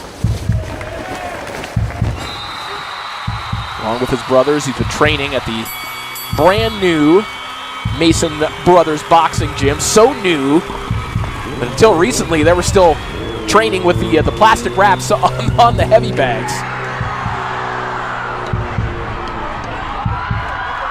Spoils of the success of the Mason boxing family. Such an incredible and unique story. Mason goes back downstairs to the body. Good left hook. Now really starting to rattle Huizar with those right hooks on the inside. Short right hand.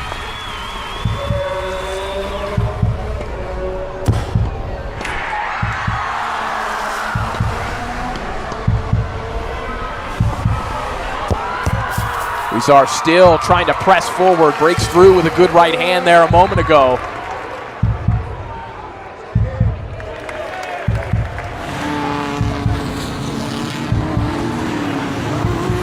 Huizar might not win this fight here tonight, but I'm going to assume he's going to get some phone calls for opportunities like Mason just continuing to ravage the body of Huizar, but cannot deter him from moving forward. Mason showing a lot of sharpness here on the inside, like that right hand raining down once more.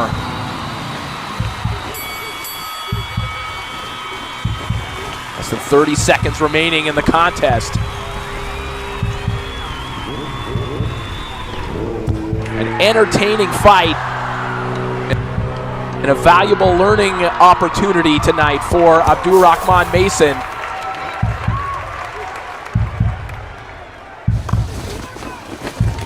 Good left hook again. That one sent Huizar back against the ropes. And Huizar will hear the final bell. One more big left hook there from Mason, and that will do it.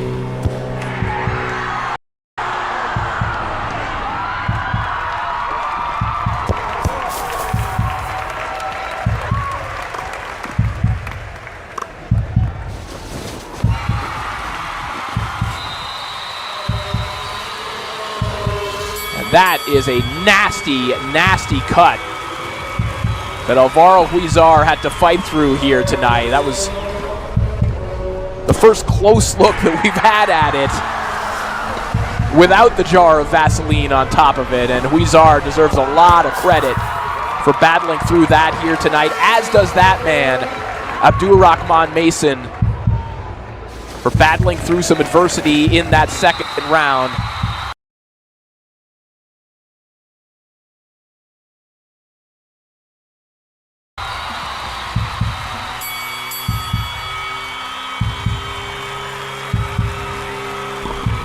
A 1-0 fighter that was probably more seasoned than his box rec would have suggested as we look back at some of the action from the final round.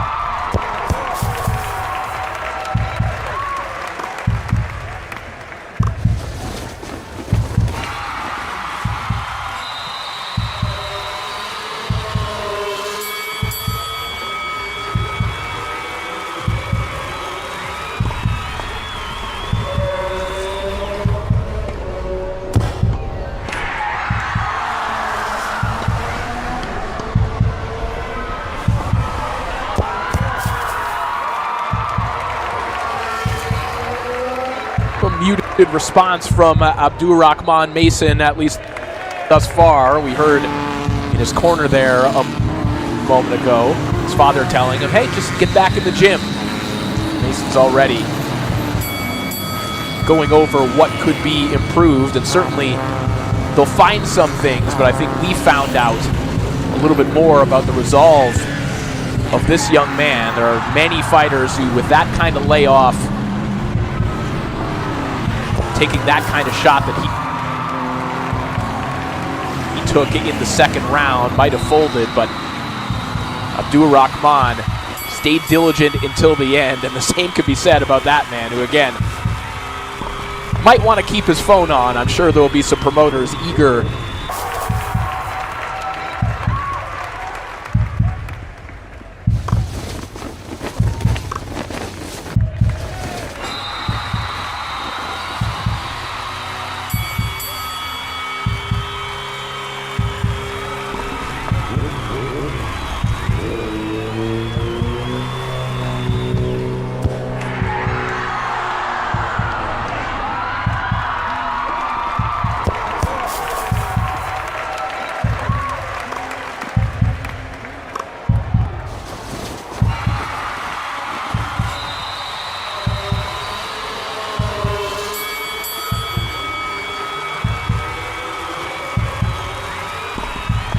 So put one on the board for Cleveland and for the Mason family. And if this is the Mason family cookout, then that was quite the appetizer. being served up in our opening contest. Abdullah Mason now 3-0. We're going to hear from him as Chris Mannix is standing by.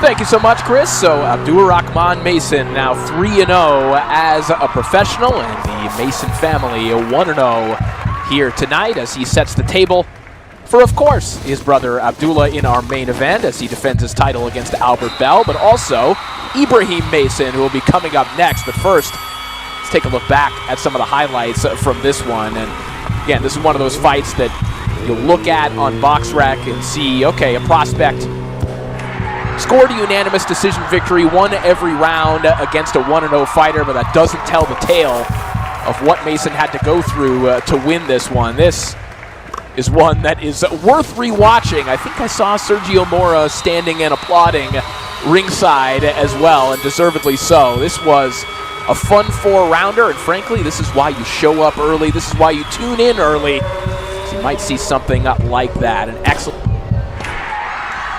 He celebrates with the Cleveland faithful. Of course, still to come a little bit later on tonight. His brother Abdullah defending his WBO lightweight title against Albert Bell, who's stepping in on somewhat short notice. Of course, Joe Cordina had some visa issues, was not able to be here tonight. So Albert Bell, a man who the Mason family is quite familiar with, of course, from Toledo, Ohio, stepping in to challenge Abdullah Mason in our main event here at the Wolstein Center. Speaking of the Masons, as promised, it is Ibrahim Mason coming up next as he takes on Erik Hanley, and we look at the tail of the tape. Ibrahim Mason enjoying a height and reach advantage here tonight over the 32-year-old Erik Hanley, who, as we'll get into in just a few moments,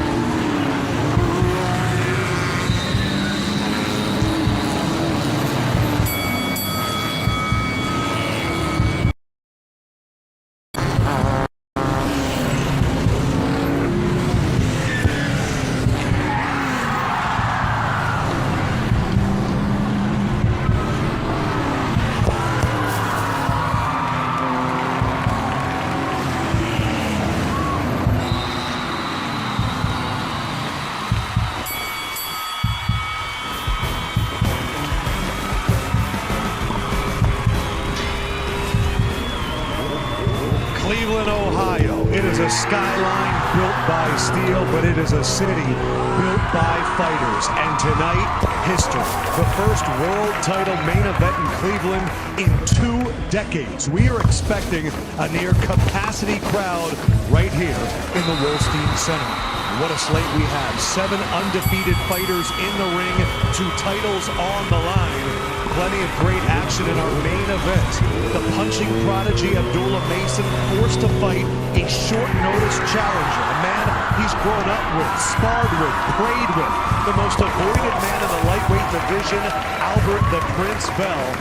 We have a heck of a lot of action in store on this premiere of boxing on TNT. This is the fight, and welcome to Ringside, presented by Miller Lite. What you're looking at right now is the most decorated table in boxing television today, and I'm so thrilled to be sitting in the middle of it. Adam Lefko here. I think these guys, they need the official introduction. So why don't we start off with the hometown legend. Oh baby, the man that logged 31 wins, 17 by knockout. The nickname is Showtime because he's got the smile for the bright lights. A 2-time welterweight world champion, one of the most respected competitors in his era. Cleveland, this one's for you. Let's go. Showtime, Sean Porter. Listen, do I need to say anything? I don't. I mean, welcome, Sean. How does it feel to be Showtime? I feel great. Happy to be here. Happy to be with these guys. Yes. They know my heart for them. Keep going. Deal. Keep going.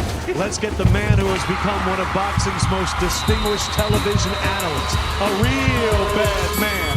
Desert Storm, a 2-time unified champion, a 2-division world champ, with one of the most thrilling contests of his era. Provodnikov, a fight of the year, the International Boxing Hall of Famer, and our big bro, Tim Desert Storm Bradley Jr. TNT done brought me back from the grave, baby. We back on TV. Hey, how does it feel to be back at the table? Oh, it feels amazing. It really does. You know, I need boxing in my life. You know, you hear some guys say that. No, I truly need boxing in my life. I'm glad to be sitting with these folks right here. And finally, widely regarded as one of the best boxers, not just of his generation, but of all. The pound-for-pound king that simply goes by Bud. A 2-time fighter of the year, included last year. A 5-division world champ. He won his first title at 135, his last at 168. And still undefeated, Terrence Bud Crawford. Let's go, let's go, let's go.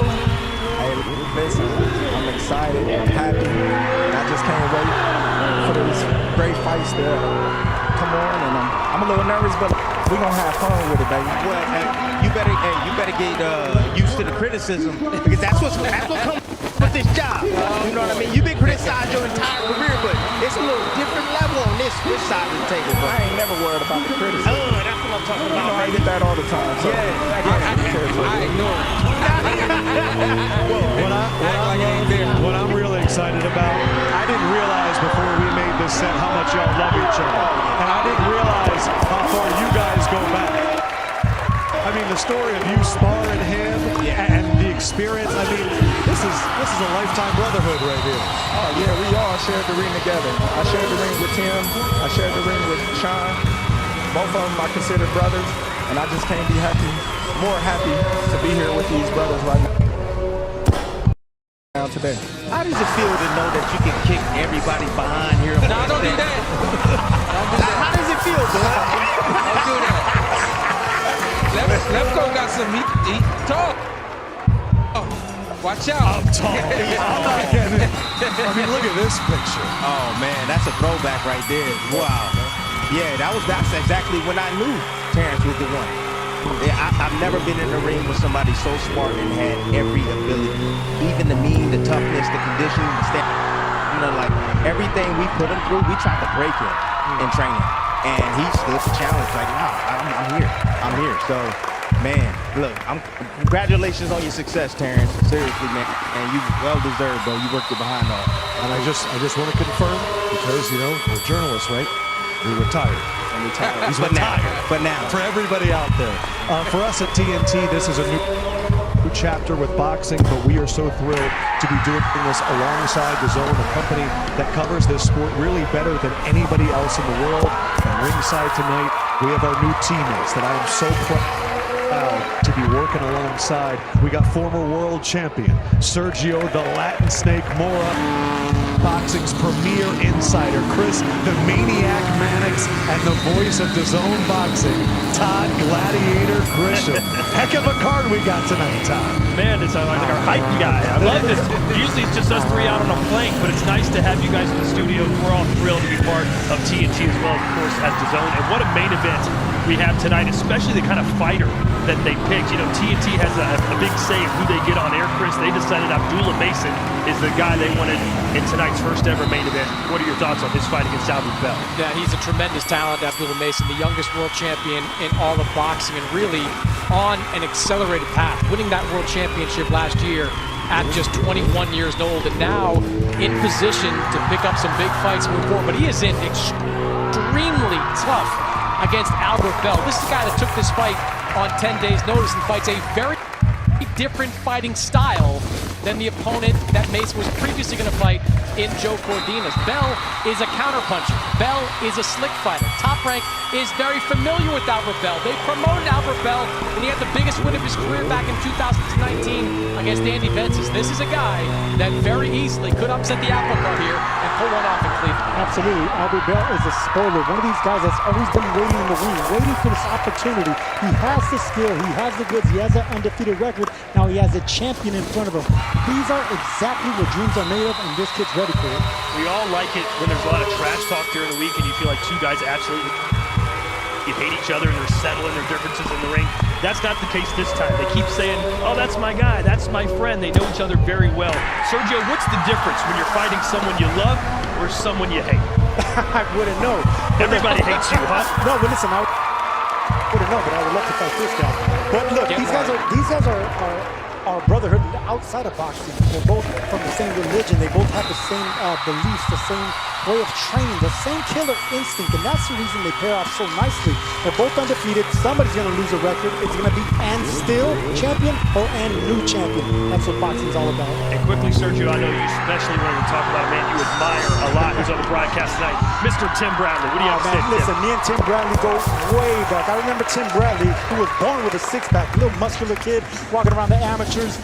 Have a lot of respect for him. We won the world title, the WBC world title, 1 month apart. Of course, he went on to defend it, a trilogy with Pacquiao, and I'm here working with Chris Mannix doing a broadcast. Look, it was great being at dinner with these guys last night. Sean, we've worked with before for a long time, and just sitting across from Bud and Tim and listening to them, the institutional knowledge on that desk is going to be incredible. I'll tell you something, Todd. You know, Bud and I have had our differences in the past, some disagreements in the past, but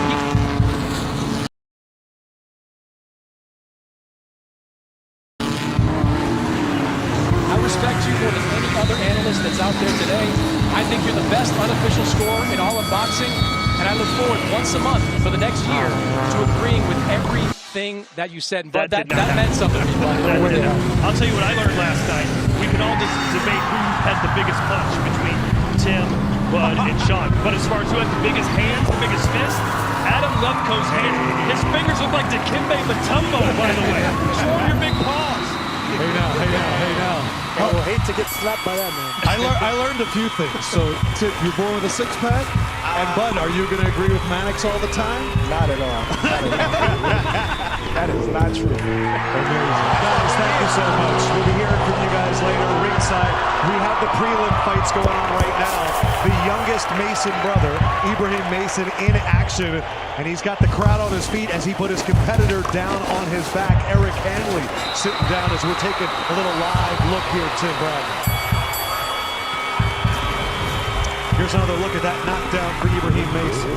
Nice step back, check hook right there. And then the defense right after the turn. After that, beautiful punch right there. Goes down again. He's on his knee. Again, we weren't planning to show the prelims, but when you got guys sitting on the canvas, we got to take a peek in. Earlier, Abdullah Mason, he was able to get a victory as well. The Masons tonight looking to go 3-0 on this card.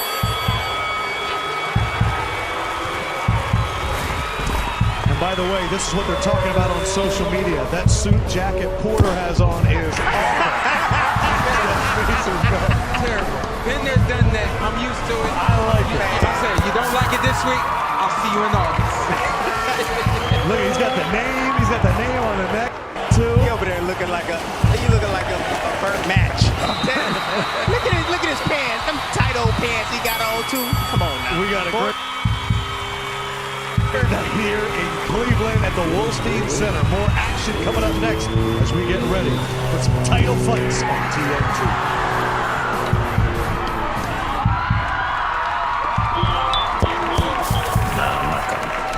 Yes. Say yes. Why not? Sleep. You're my age. Legendary moment, star of the night. It's Miller time. When a relationship is new, you got the girl, you move, you're ready when the wind blows. But life keeps going. Bills, carpools, shared calendars that need their own calendar. Suddenly romance is a meeting room. You can't pause time, but you can prep it. Blue Chew Gold combines 4 powerful ingredients for connection and intimacy. The spark didn't die. It just needed a little energy. Try Blue Chew Gold. With Domino's best deal ever, you can get any size pizza, any toppings for only $9.99. Say less, but wait, there's more. They added stuffed crust. That's the move. The best deal ever just got even better at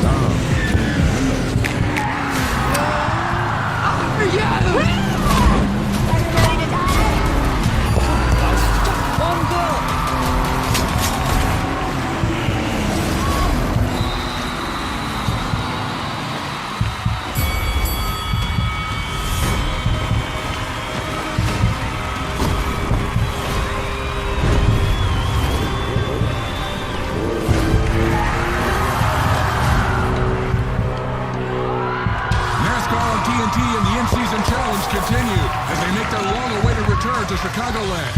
I'm happy it's back. It's got character, it's got bumps. A lot of speed, a lot of cars running up close to the wall. It's going to be spectacular. Coverage begins tomorrow with 5 on TNT. They've risen to the top of the game, playing for different teams. Now they share one when the U.S. takes on the best in the world for the biggest prize in women's basketball. The FIBA Women's Basketball World Cup 2026 begins September 4th on True TV. Why aren't you in? Did you sell it? No, of course not.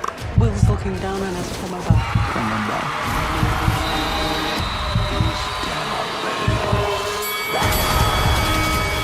The whole family can be reunited.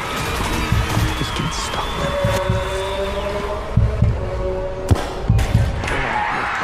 You're nothing. This is the U.S. national team. This is the state of the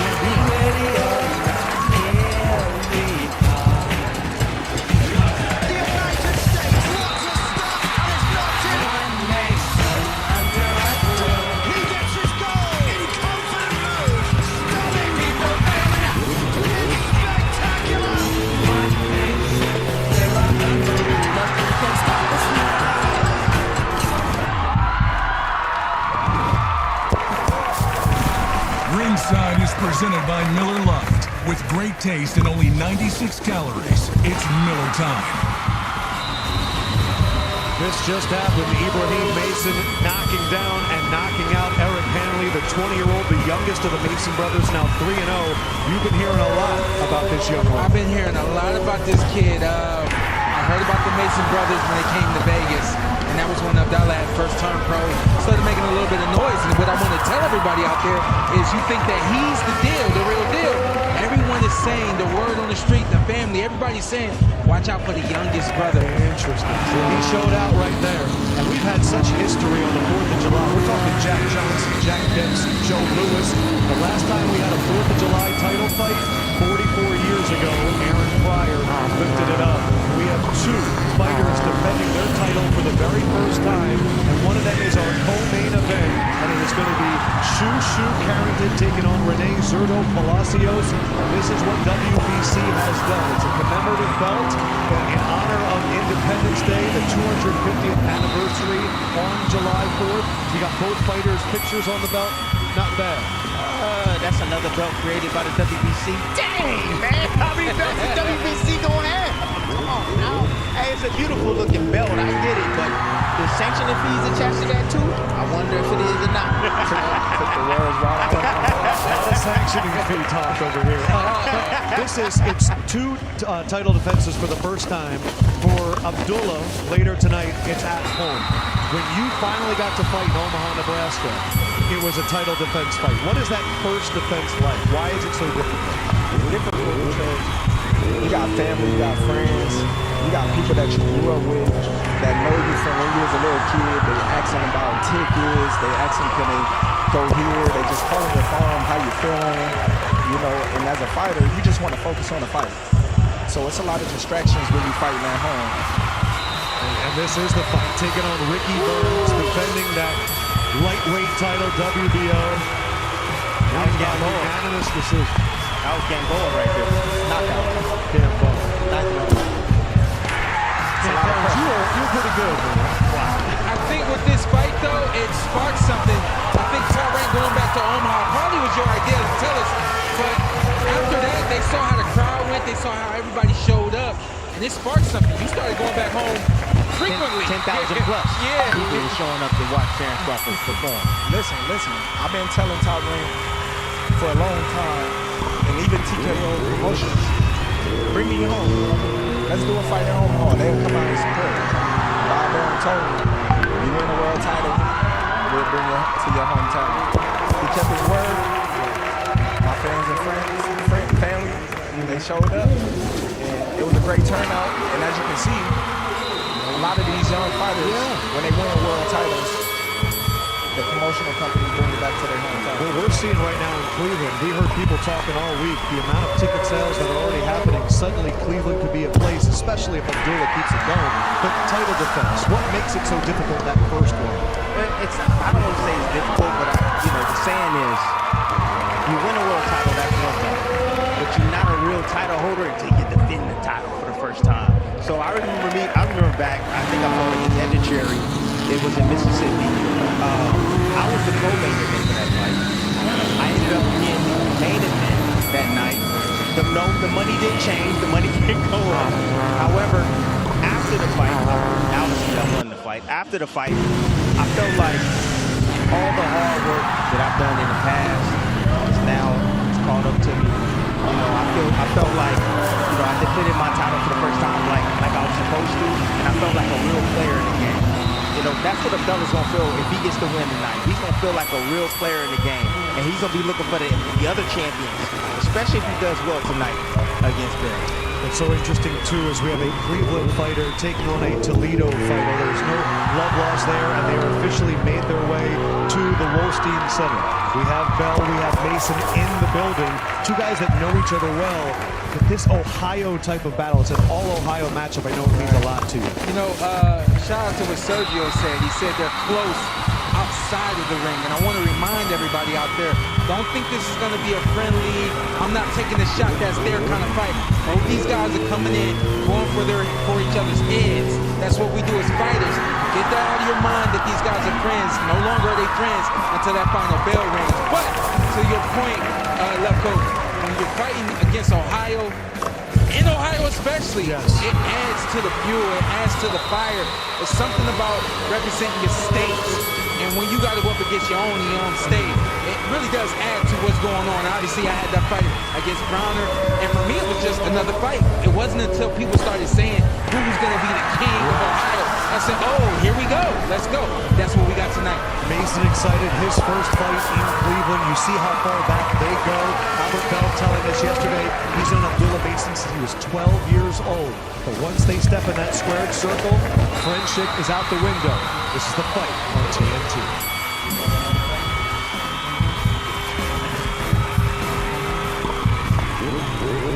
This little light of mine has been. Then I let in the light to help see more of the light inside of me. I needed more from my antidepressant, so my doctor added Caplyta, proven to provide greater relief from depression symptoms than an antidepressant alone, building on my progress without starting over. Weight gain and reported sexual side effects were not common. Elderly dementia patients have increased risk of death or stroke. Caplyta is not approved for dementia-related psychosis. Call your doctor about new or sudden mood changes, behaviors, or suicidal thoughts right away. Antidepressants may increase these risks. Report fever, confusion, stiff muscles, which may be life-threatening, or uncontrolled muscle movements, which may be permanent. High cholesterol and weight gain may occur, as can high blood sugar, which may be fatal. Common side effects are sleepiness, dizziness, nausea, dry mouth, feeling tired, and diarrhea. These aren't all the side effects. Ask your doctor about Caplyta. Help see more of the light inside of me. Whenever a Targaryen approaches, if you wait for the dragons to come, it would spell death for all involved. It would be the end. Did I not warn you that you would come to this? Have you not betrayed your queen?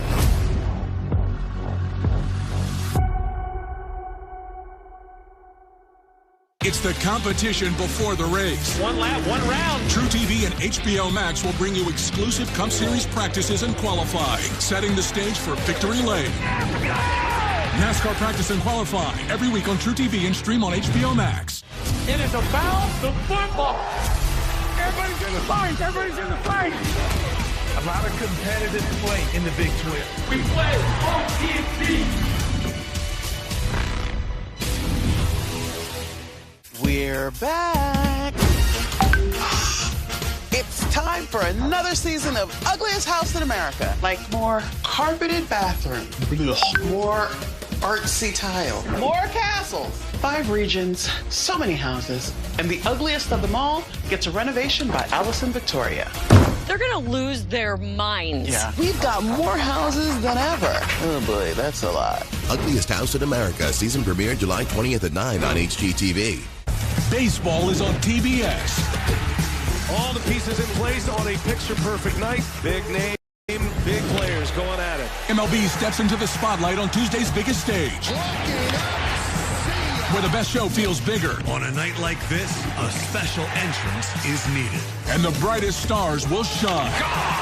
Home run off the bat of Junior Caminero. MLB on TBS. Memories being made tonight. Yankees-Rays, Tuesday's biggest stage. Abdullah Mason, the youngest male fighter to win a world title this decade. And if you look at some of the other top names in this sport, he's right up there among the best, and he has the potential to be the best. It's been a wild ride these last few weeks, but fighting at home and a little change of opponent, it's got Abdullah Mason locked in.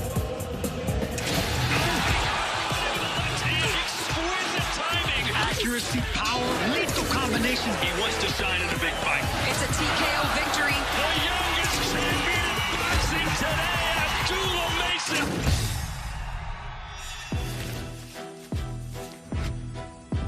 Home than I felt any other of my fights. When I come back to Cleveland, they always ask me, yo, when you gonna fight in Cleveland? And this is the first one after the championship, my first title defense. So that's what makes this one special. My whole city been behind me, pushing me since I turned pro, and this is the one that they can show up to. But my main goal that night is to stay focused and get the job done. As a world champion, you define the title that you earn. The title doesn't define you. Oh, nice shot. Do not trade with Mason, because that man, he's playing with bad intention.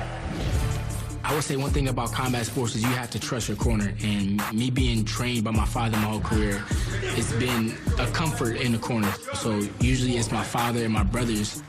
They always giving me different pointers that I apply to the ring, and I like to be coached by them. That's what makes me that much better, is me knowing that if I listen to whatever they got to say, I'll come on top. A couple of days back, I went to the US Embassy in London, and they basically denied me a visa. My first reaction when I heard that Joe Cardina wasn't gonna be able to make it, I gotta be prepared to do the same thing I was prepared to do to Joe. And when I heard that the replacement was Albert Bell, it was a little surprising to me because how familiar we are with each other. But at a world championship stage, you gotta be prepared to get the job done with whoever is willing to step in the ring with you. Crowd appreciating the athleticism and the potential of Abdullah Mason. Are they witnessing a future legend? I embrace the expectations of people looking at me as boxing next superstar, but at the same time, my career is only gonna go where I take it. I want my performances to tell people what boxing is. I'm looking to show the world the skill set of the youngest active world champion and the potential of what's to come. A wild 10 days. So yes, Albert Bell getting ready to face Andy Cruz. The Olympic gold medalist had to switch it up when Cordina wasn't able to get a visa and had to withdraw from the fight. Bell named as that replacement. Sean, you experienced something like this. Took on Erik Bonet. I think that was in even less than a week of notice. What is that like for a fighter? That was the day before the fight notice. The day before the fight. It was the weigh-in. My fighter wasn't able to make weight, and we were talking about two different names, and we ended up going with Erik Bonet. And what you do in that situation, you go all the way back to the foundation, the fundamentals. We start with the jab. We see what he's got. We move on from there. These guys know each other very well, so it's much easier in some respects for Abdullah Mason to make the adjustment from Cordina to Bell, simply because they do know each other the way that they do, from sharing the ring together. So that being said, I think that both these guys are more prepared for this fight than anyone ever knew or expected. But you were on the other side of this. Bradis Prescott, you get a call 2 weeks to go. Suddenly you're going to be in a main event. What is it like to suddenly get a chance in a situation like this? Well, it was a co-main event, and me, along Sean Porter, you got to go back to the basics. You think about the amateur days. You don't know who you're going to face the next day. You may face the short guy, the tall guy, a stocky guy. You got to be prepared for whoever it is that you got to face in the ring. Then experience come into play. You spar taller guys, you spar shorter guys. So I'm pretty sure both of them going to be ready for whatever. Tim, quickly, I mean, these guys sparred 5 times last year. They know each other beyond well. Yeah, you can know each other very well, but I'm going to let you know this, that most these fighters, the top fighters that we see today, didn't want to face a guy like Albert Bell in their career. So this isn't just a new opponent. This is a dangerous opponent, I believe, for Abdullah Mason. So look, we'll see what happens, man, but I think this is a very tricky fight for him. Ryan, I agree. So cool to see boxing back on network TV. Excited for the TNT card tonight. Always great. Adam, appreciate you. It is the fight on TNT ringside. We'll be back after this. The original, the first, a light beer brewed to taste like beer. There's nothing like it. Legendary taste, only 96 calories. It's Miller time. Why settle for a basic fix when you can have the gold standard? That is why Blue Chew Gold was created. Science shows arousal begins in the brain and not just the body. And that's what Blue Chew Gold was engineered for. It's the only 4-in-1 built for brain and body. The result is chemistry that actually brings couples closer. If you felt resistant to ED meds, you're not alone. Get the sublingual tablet that tackles both. If you're struggling to find that mental spark, try Blue Chew Gold. Whoa, any pizza and any toppings for just $9.99 at Domino's? Now including Parmesan stuffed crust too? Mm-hmm. Any size pizza, any toppings? This is crazy. I mean, this deal makes me want to go crazy too. Next time I order, Domino's. My name is Will Ospreay. I'm the aerial assassin. No one does the things that I do. You just have to watch and let your eyes do all the believing for you. AEW Wednesday Night Dynamite. Live Wednesdays at 8 on TBS and stream on HBO Max. They've risen to the top of the game, playing for different teams. Now they share one when the U.S. takes on the best in the world for the biggest prize in women's basketball. The FIBA Women's Basketball World Cup 2026 begins September 4th on True TV. This is the epitome of a war of attrition. How can you not be romantic about boxing, man? This is beautiful brutality. We get set to go. Deep breath, lock in. We're on the world stage. Feel like an animal locked up in a cage. Ain't no way they put a hand on me. Can't box me in, can't channel me. This is everything. Everything you've been working for, all that hard, all that stuff we've been doing. Dig deep, give it all you got. Everything you worked on, I want to see it now. Are they witnessing a future legend here tonight? Releasing the beast, I'm tired of cages. Good right hand. Palacios got on to fight. The Shushu era has applause. All right, what a performance. A star is born. Bell's on full stalk and destroy mode. He stamps his ticket to a world title shot. Killer instinct, vicious southpaw, accuracy, power, lethal combinations. That's what makes Abdullah Mason an exciting fighter. Este es mi momento y lo voy a tomar. The Shushu Show is set to rock Cleveland. I've been waiting for my shot at a world championship. Let's go. Every time I step into that ring, I'm ready. When you want to be a world champion, this is what you have to go through to do it. What a battle!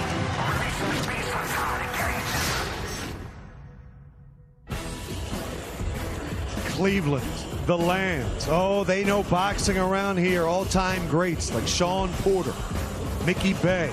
Tonight, Abdullah Mason trying to start his process to be one of the all-time greats, and they are already pouring in here in the Wolstein Center. Coming up next, a lightweight bout between Deric Davis and Carlos Ramos. Welcome inside the Wolstein Center. You are watching the fight on TNT and DAZN, presented by DraftKings. If you haven't seen Davis before, he's 11-0, 10 of those by knockout. We met him yesterday. He is locked in and ready to go, and I got some great ballers up here. The aforementioned Shawn Porter, Terrence Bud Crawford, and of course Tim Bradley Jr., the Hall of Famer. Tim, tonight overall, what's one thing you want to see, you're looking forward to? As 4th of July, I need fireworks in the main event. That's what I need. You know, Mason got to show us that he can adapt. Being a champion, you have to adapt to any style. You got to have the ability to make adjustments, regardless of who you're facing, right? I know it's not Cordina. However, he knows this guy, like you said. He should be able to adapt. He should be able to put together a game plan quickly, right? And I would say for Albert Bell, he needs to show that, you know what, I'm hungry. I've been waiting 10 years for this opportunity. It hasn't came easy. No. This is his opportunity tonight. He has to show up, and he has to step on Mason here in Ohio. 13 years of pro fighting. This is his first title opportunity. Come on now. What about Shushu Carrington? Shu York coming down, says he's the biggie to the Bone Thugs here in Cleveland. What are you looking forward to out of Shushu? Well, I'm looking for Shushu to step up tonight and demand respect. I know a lot of people be giving him a lot of credit on waiting a little bit, but I think he's going to step on the gas today. And I think he's going to come out with a hell of a performance. That knockout he had at MSG was something to behold, too, in the round 10. Yesterday, he said, shoe program. Shout out to Denzel, shout out to Ethan. A lot of people missed that. They didn't catch what that was. That was training day. I know. I said, I'm ready for the shoe program. I'm ready for the shoe show. That's what I'm looking forward to tonight. What else do you see tonight that you're looking forward That's to? what I'm looking forward to. I got to see Shushu has to go in there and stamp. Make us understand the Shushu show. You've been coining that and saying it for a long time. Show us what the Shushu show is. Especially being that he want to fight the likes of Inoue. Yes. He gotta give us a reason to push for that fight. Got to earn it. Shushu told us he wants to collect all of the belts. He's very comfortable at 126. He likes continue tonight. Here is the lineup tonight. You know, of course, the main event there at the top, Abdullah Mason, Albert Bell. Next up is Deric Scooter Davis taking on Carlos Ramos. After that, the strong straight of Tiger Johnson taking on Christopher Guerrero. I just want to remind everybody, the combined record of these 8 fighters, 146 4-2 with 83 knockouts. Carlos Ramos, the only fighter on this screen that has a loss. Deric Scooter Davis ignoring the handshake. I know you like the fight of this kid. Of course. He told me, stay tuned, and he's going to show me something today, so I'm definitely excited. He also goes by Mr. Shark, and he told me he can already smell blood in the water. Man, I can't believe boxing is back on TNT. I'm still pinching myself. We got more of the fight coming up next.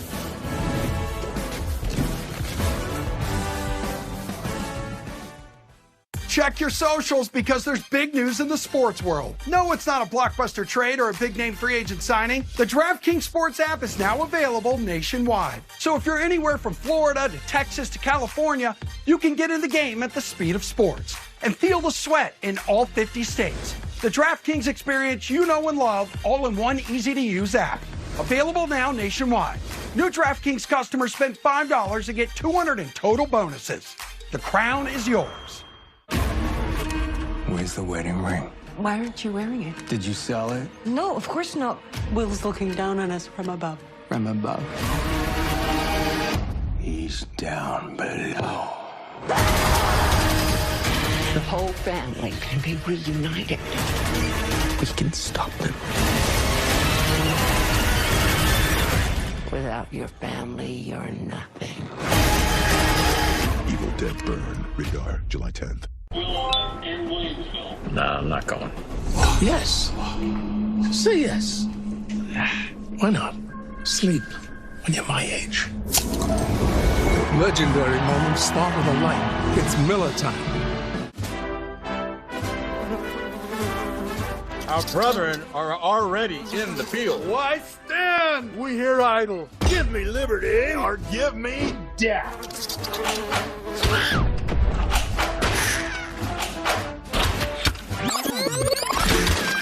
Celebrate America's 250th with the Bug Assault Liberty Edition. Order now while supplies last. America! Domino's best deal ever now includes stuffed crust. What do you think of that, Fernando? Goal!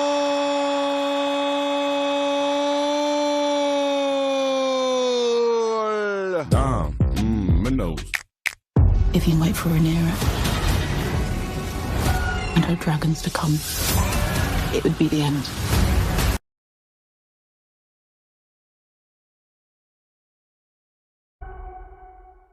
NASCAR on TNT and Deric's got bumps. A lot of speed, a lot of cars running up close to the wall. It's going to be spectacular. coverage begins tomorrow with 5 on TNT. We know we love our belts here in boxing, and we had to get one of ours made. It is the official title for the fight. And here's how this is going to work. Each fight, you guys are going to make your predictions. At the end of the night, the most accurate picker, you have the belt. We're going to see which is you the best analyst, the best commentator. Oh, wow. I think losers got push-ups. Deal. Why don't we see, what are we thinking? Deric Davis, Carlos Ramos, I'll start with you. How does this one end? Knockout. Deric Davis. What round? I'm sorry. I need to do all that. It's Scooter. No, I'm not picking the round either, man. Okay, so he says knockout for Scooter. Who do you got? Scooter. I got KO as well. Knockout for Scooter. Don't change it up so you can lose. Knockout Scooter. You want to pick a round? I know you're not afraid to pick a round. 6-7. Oh, here he goes. 6-7. It is my honor here in this partnership between TNT and DAZN. Todd Grisham, Sergio Mora, and Chris Mannix. Todd, take it away, brother. Can't wait to get this thing going. Yeah, thanks, Adam. Great to have you on board for the next 12 months for sure. Todd Grisham, Sergio, and Chris Mannix. And as excited as we are for the 2 world title fights and our co-main and main event right out of the gate, Scooter Davis, Sergio, 11-0, 10 knockouts, and all 10 have come in the first 3 rounds. Don't blink. This fight's going to end early. They didn't want to pick a round. I'm picking a round. Under 2 rounds. I'm not picking a round, but I love Scooter Davis. A lot of talent that comes out of D.C. Barry Hunter, a phenomenal trainer. I think we might be looking at one of the next big things at 135. Nice. He wants to be entered and try and win that belt because we know he only had his for 3 months before he lost it. But I won it. All right, I've won and lost. Let's jump into our tail of the tape for our first fight of the night. History is being made here in Cleveland, Ohio at the Wolstein Center. We're expecting a packed house, nearly 10,000 fans here tonight. And right out of the gate, we got Deric Scooter Davis taking on Carlos Ramos. Davis just 23 years old. He's got a 2-inch reach advantage, and he's 4 inches taller than the Spaniard, who originally is from Ecuador.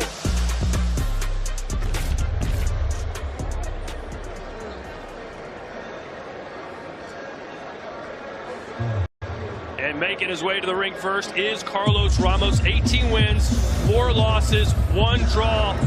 But Sergio, he does have this going for him. He's left-handed, and Davis has never faced the southpaw as a pro. Listen, he is a southpaw. He's crafty, defensive first type boxer. But this is a type of fight where if the power is real with Scooter Davis, we're going to see if Ramos actually has a little craftiness to himself where he can go the distance.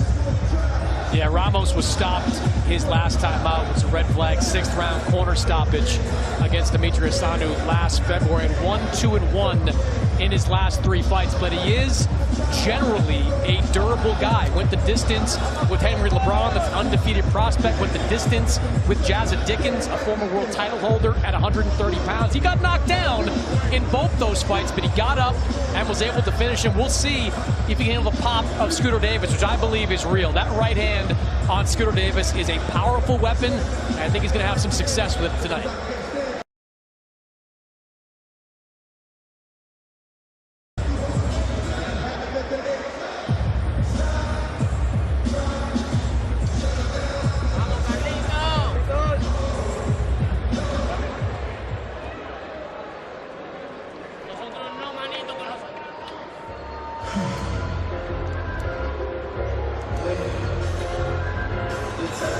This man has got an infectious smile and personality. You can't help but be happy around Deric Scooter Davis. He's from Washington, D.C. And Sergio, correct me if I'm wrong, but when you just watch this guy's film and you talk to him, he just seems to have the it factor. He does, and you can't teach that. And you also can't teach power.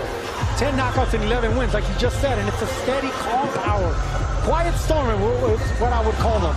Seek and destroy, very dangerous, very exciting, but he lights up the room when he walks in with that smile. Yeah, when I walked into the press conference on Thursday, Barry Hunter walked up to me and said, this kid is the real thing. And Barry Hunter would know something about that. Barry Hunter, of course, trained both the Peterson brothers, Lamont and Anthony, has worked with Isaac Dogbe, has worked with Tank Davis. He knows real talent when he sees it, and he says he sees it in Scooter Davis. We have seen the power in that right hand. It is an exceptional shot for Scooter Davis, the kind of shot that can punch straight through the guard of defenses and have a ton of success. The confidence is there, the style is there, the pop is there. There's a little bit of everything in Scooter Davis. And even Sergio at 11-0, he's talking about world championship fights. He's saying, I see this main event, I see Abdullah Mason, I know I'm not there yet, but I believe I'm going to be ready eventually for a shot at Mason or one of those world championship belts. You love to hear young fighters talk like that, especially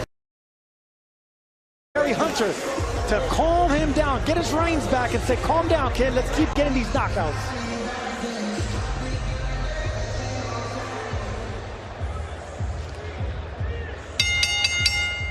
Ladies and gentlemen, a very good evening to you, and we welcome you to the Wolstein Center here in Cleveland, Ohio, as we have a big night of action coming your way, and we are live on TNT Sports and DAZN, the global home of boxing. And it's all brought to you by a Boxing Hall of Fame promoter, Bob Arum's Top Rank Incorporated, and brought to you by Miller Lite. Cheers to another round of Miller Time, and presented by DraftKings Sportsbook. The crown is yours. Well, fans, our opening attraction features a showdown in the lightweight division. Judging at ringside, we have Omar Mintun, Patrick Morley, and Phil Rogers. Introducing our third man to the ring, the referee in charge of this bout is James Easter. All right, fans, here we go. Lightweights in the ring. We're scheduled 8 rounds of boxing. Introducing to you first on my right, fighting out of the blue corner, wearing white trunks with light blue trim, joining us from Madrid, Spain.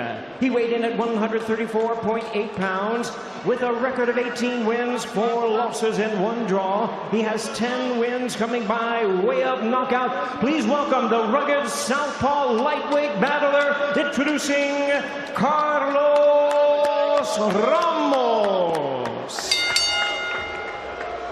And his opponent across the ring, ready to go, fighting out of the red corner, wearing silver trunks with green trim, hailing from our nation's capital of Washington, D.C. He weighed in at 134.3 pounds. He is undefeated in his campaign with a record of 11 wins, no losses, 10 of his wins coming by way of knockout. Please welcome the hard-hitting and undefeated rising lightweight contender, introducing Deric Scooter Davis. Once again, our referee in charge is James Easter, now ready to give instructions.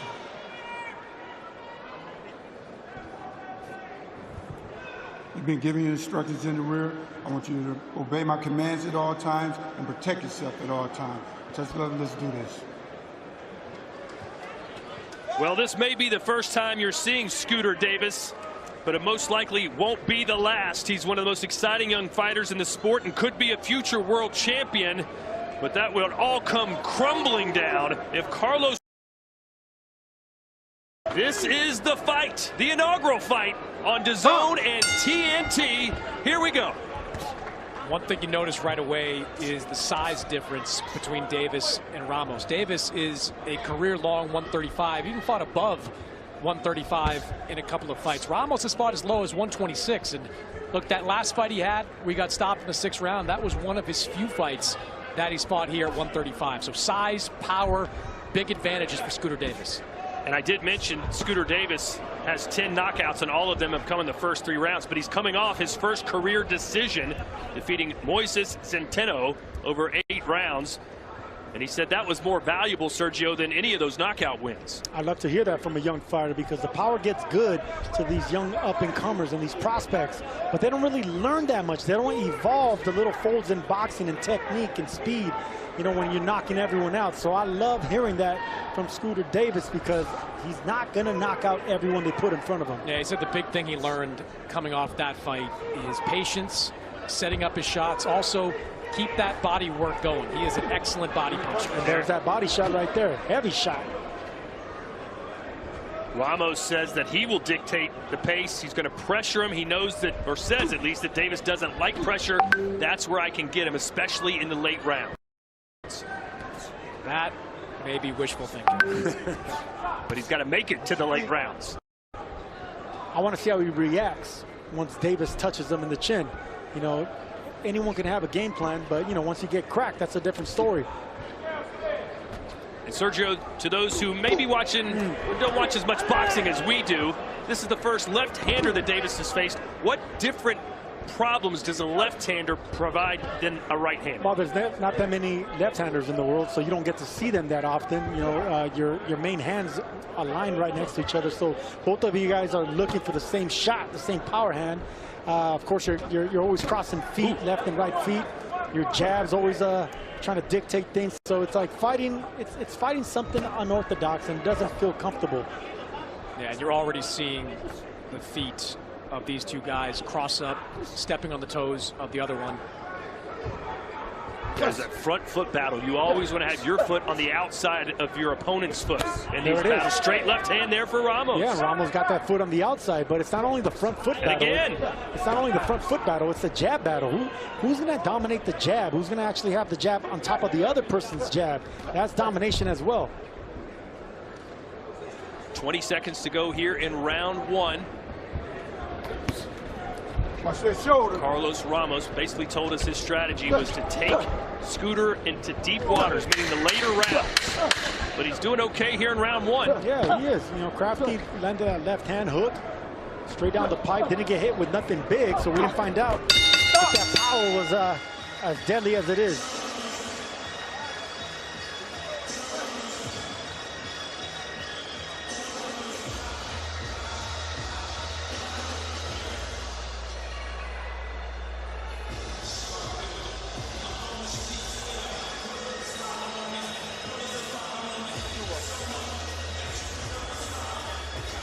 DraftKings is now live in all 50 states. New DraftKings customers can spend $5 to get $200 in total bonuses. Just download the DraftKings Sports app and use promo code DAZN when you sign up.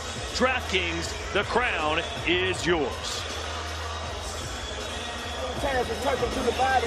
Touch them. Both sides, all right? Make it hurt. Don't fall asleep at all.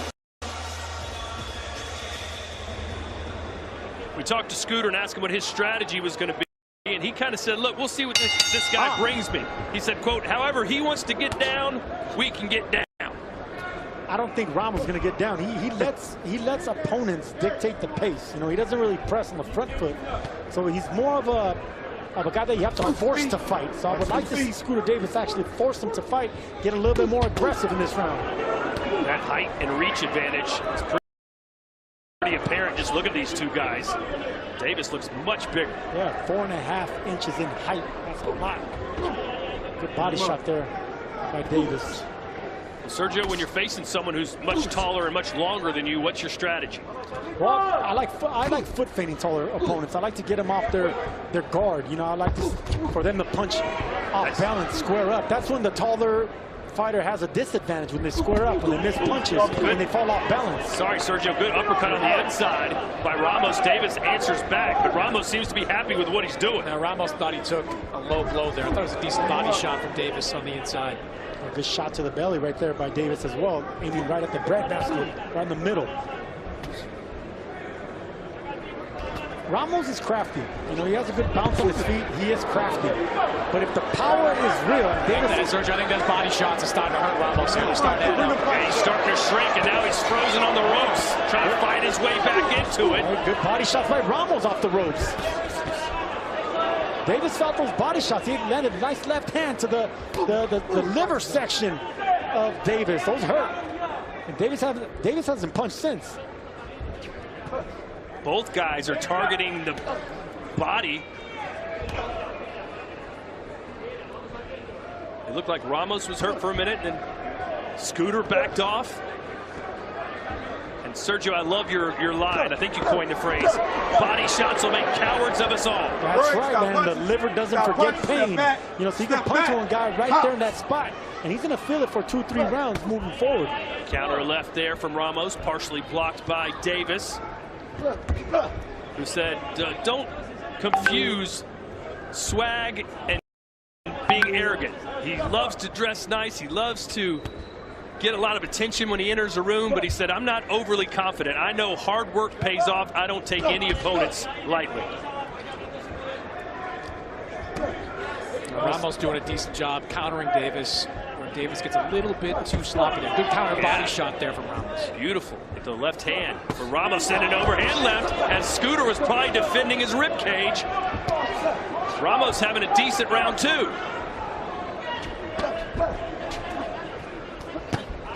Ramos is fighting a good fight. I got to apologize to Carlos Ramos right now. I didn't expect him to be in this fight like he is, being pesky and picking and poking and actually aggravating Scooter Davis right now and getting out of his second.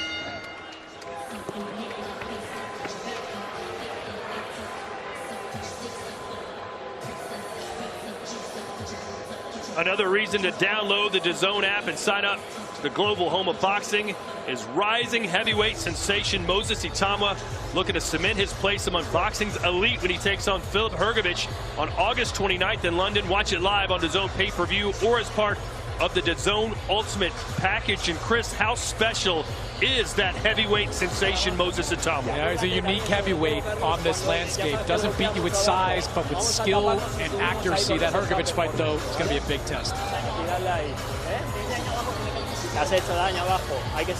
And you got to keep going downstairs. You're hurting them downstairs. I don't need that high guard. I don't want you to take any punches. They're seeing what you guys are seeing. Go to the body. He landed some really good body shots in that round and probably won that round. We're in round 3, scheduled for 8. This is the first ever broadcast on TNT and DAZN. When I'm breaking down a fighter like Carlos Ramos, I see that he's 1-2-1 in his last 4 fights. He's from Ecuador via Spain, so it's not really boxing hotbeds, you know, but he's really making a good account of himself right now. You know, he's fighting from that southpaw stance, you know, not letting Scooter Davis really get any combinations going. It's ones and twos for Davis. Splitting the guard there is Ramos.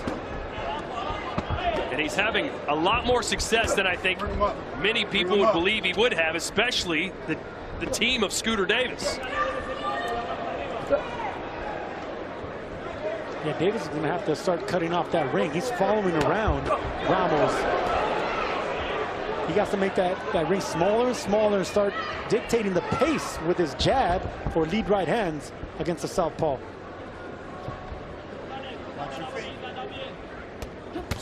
Nice step in left hand for Ramos, who's having some real real success here. He is counter-punching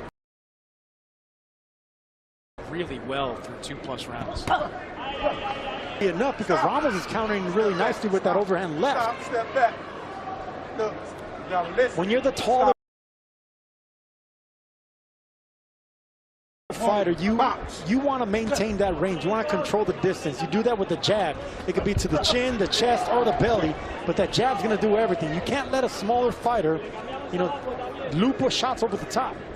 And just to let you know, the odds for this fight kind of hovered around the 18-1 to 20-1 favorite Davis. Not that he's losing this fight, but it's much closer than Vegas certainly thought it would be.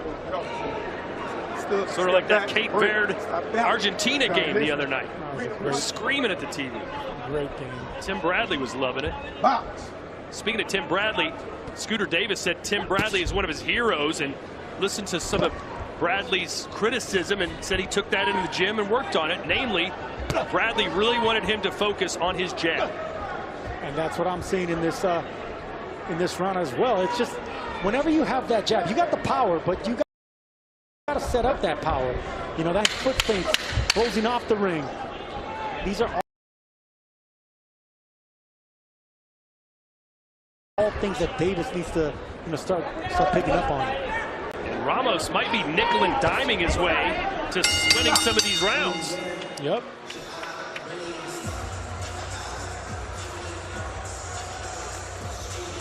Never thought I'd be able to read this promo, but here we go. It's the greatest week in history, and it's almost here. Shark Week, Sunday, July 26th on Discovery. You know, as a new father, Mannix probably loves that baby flying Baby shark. Yeah, baby shark. Have you learned Baby Shark yet, the song, Chris? I have not. My kid's not quite at that. Count off of it, all right? And let your jab be your guide. Shuffle your feet. Don't find yourself reaching with none of those punches, okay? Give me some inswell the next time on that out. All right? Jab gonna get you there, and be patient. Okay? Skills now, sharpness. That's what I want. And speaking of sharks, Scooter Davis's team wearing gear that says Shark Season. And Scooter Davis has a behind-the-scenes series on YouTube that is called Shark TV. But he's not exactly smelling blood in the water here on his opponent, Ramos, who's giving just as good as he's getting.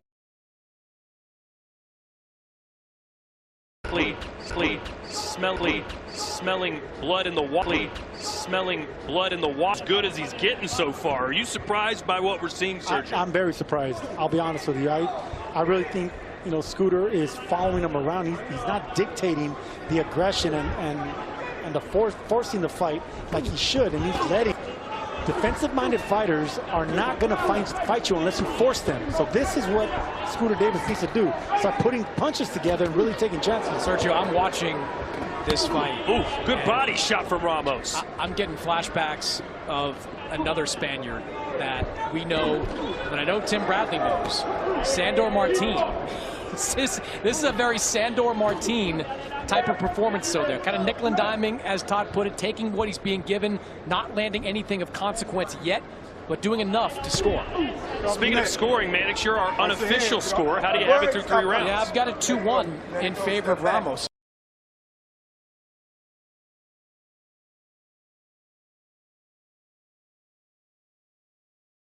I think he's done enough through these first 3 rounds to win the last 2. Again, nothing big being landed by Ramos, but he's 100 amateur fights.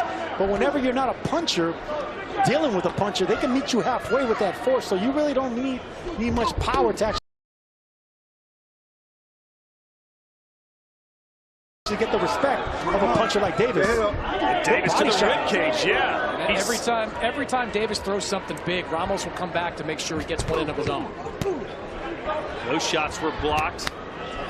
Mentioned earlier, Scooter Davis does not have a knockout after round 3.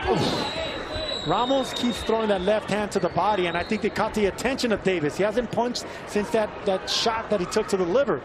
Excellent sneaky body punchers, Carlos Ramos, with that left hand. And yes, Scooter Davis is the aggressor, but there's a difference between an effective aggressor and just being the aggressor. You got to do something when you're pushing your opponent back. Yeah, right there, you got to give Ramos credit for defense. And Ramos coming with some left hooks, or left hands rather, off the rope. Ramos is fighting the perfect fight based on his abilities. Well said. That's exactly what he's doing. He's not getting out of line, not getting out of character, not trying to fight someone that he's not. Shots right on the belt line from Scooter Davis. And there's that left hand around the guard. Scooter's got to get going.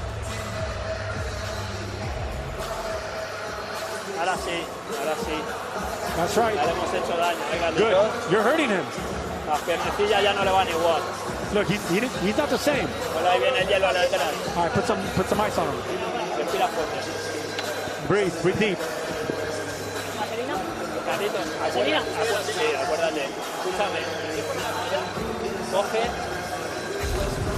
Let's look at some of the body work, Sergio, from Ramos. I've been seeing the body work from the first round. Right there, he missed, but he's been landing those shots right there, and he sets them up with over shots over the top, but then boom, he's been landing them. Those have been blocked, but the round earlier, he's landing cleanly to that body. I think that's keeping the elbows tucked in of Scooter Davis.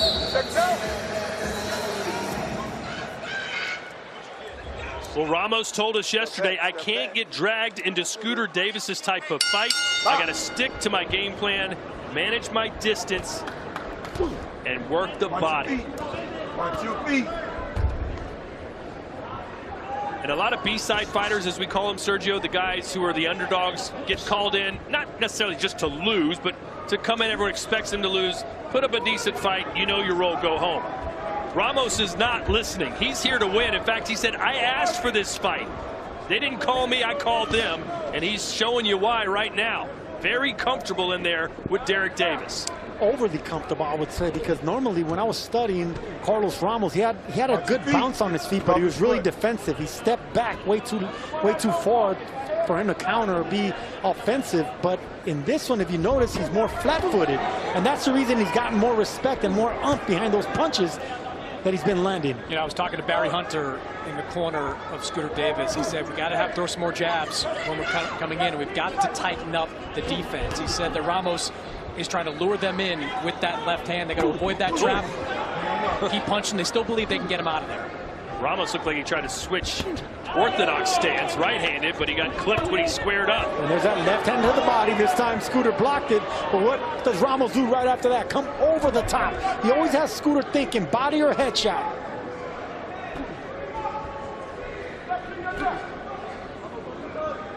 And where is the jab from Scooter Davis? And this is what I was talking about from the second round.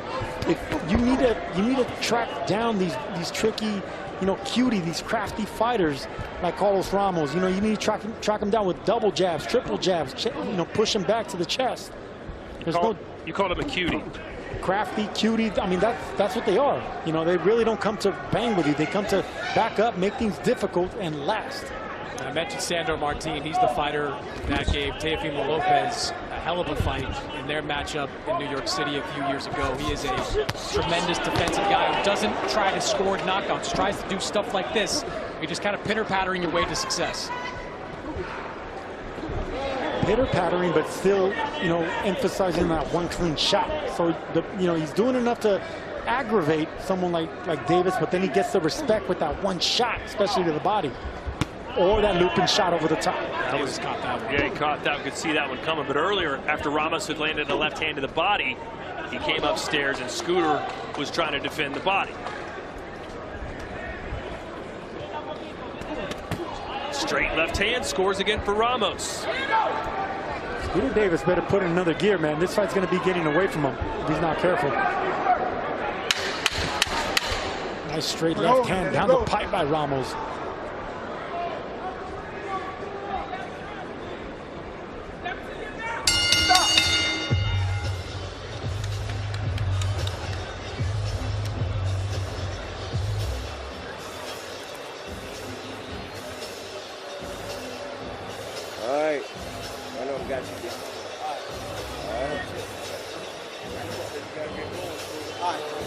Don't look for no perfect shot. Just let your hands go. And watch some sneaky ass counters. That's all he's trying to do is make sure and counter you and go. All right, don't follow him, cut it off. Okay? Go. All right. I got it. All right, come on. All right. You gotta get going these next rounds. Carlos Ramos on the back foot, waiting. Stepping back slightly, coming back with that southpaw 1-2. Nothing devastating, nothing hard, but they are effective. They are pushing the head back, and this is what I mean by Carlos Ramos having that amateurish style. It's not really for pain, but it is getting points. Chris, I'm just wondering if the judges are kind of seeing it the way you are and are really giving Ramos the credit that you think he deserves. I compared him to Sandor Martin, and throughout Sandor's career, he rarely has gotten the benefit of the doubt from the judges. But as these rounds keep going by, you see these types of shots, not hugely impactful shots, but they're scoring shots. Then you see Ramos getting out of the way. Not many combination punches being landed by Scooter. I've got it 49-36 in favor of Ramos. I just think he's fighting a tremendous fight. He's not trying to knock Scooter Davis out. He's trying to hit him, get out, land combinations like that. Scooter Davis, as Sergio mentioned,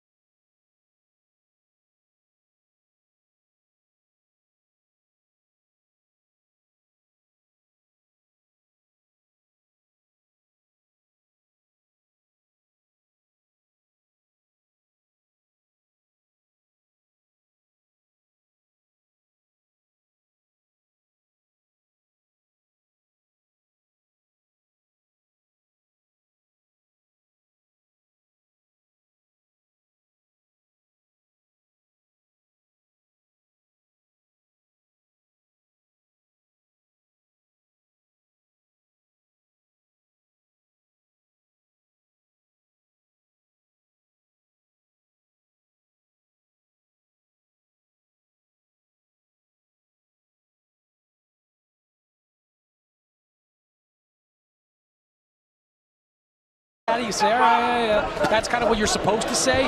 This guy had a lot of confidence in our fighter meetings. Good shot. Left hand.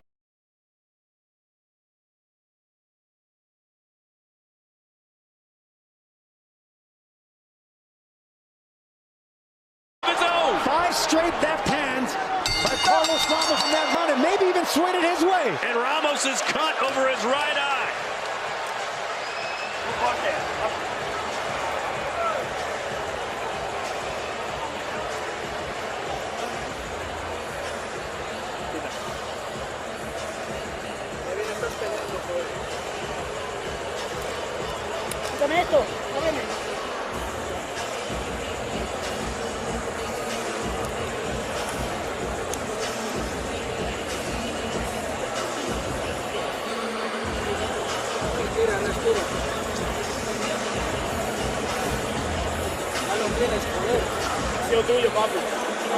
Vamos, niño.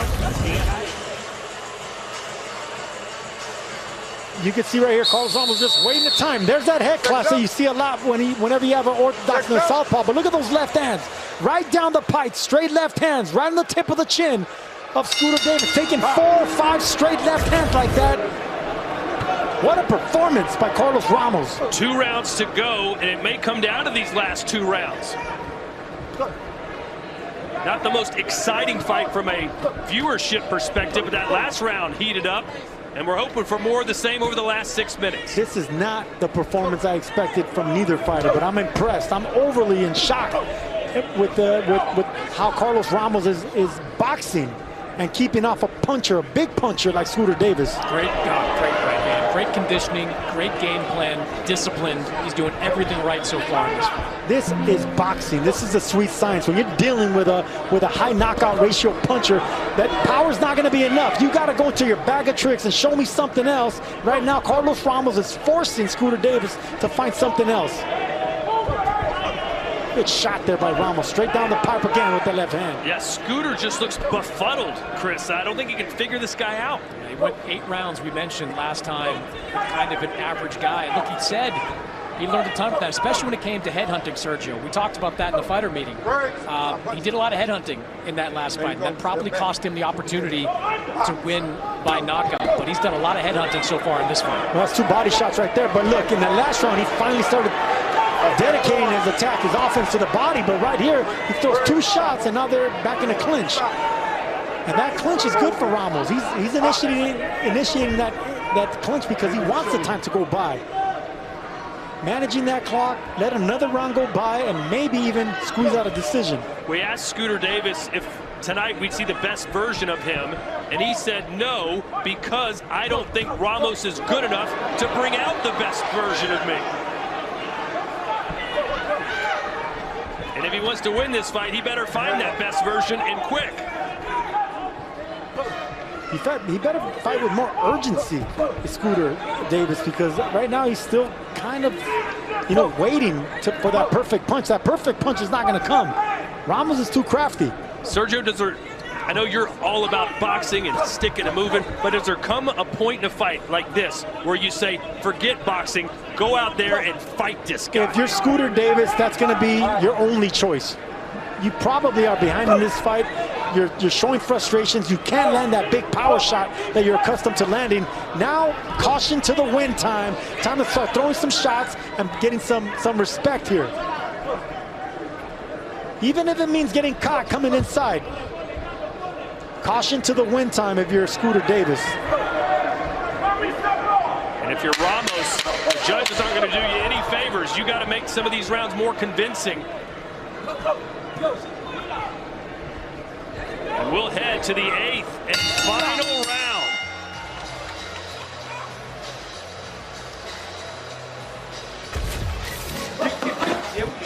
Coming up next, another Cleveland native, Tiger Johnson in action, and that's Bomac, former trainer of the year, who had so much success, of course, with Bud Crawford, who's on our desk upstairs. I can't wait to watch this kid, this Olympian, Tiger Johnson, up close and personal. The undefeated, swag, good power, good speed, good skills. Excellent prospect. And his opponent, Christopher Guerrero, a Mexican from Canada. Sergio, what chance do you give him to shine tonight? You know what? Just like we're seeing with Ramos, Guerrero talk the talk as well. He's the one coming with an undefeated record. He has everything to prove. This is another one of these fights that can actually catch you off guard, because right now, Carlos Ramos might be in an upset type fight with Scooter Davis.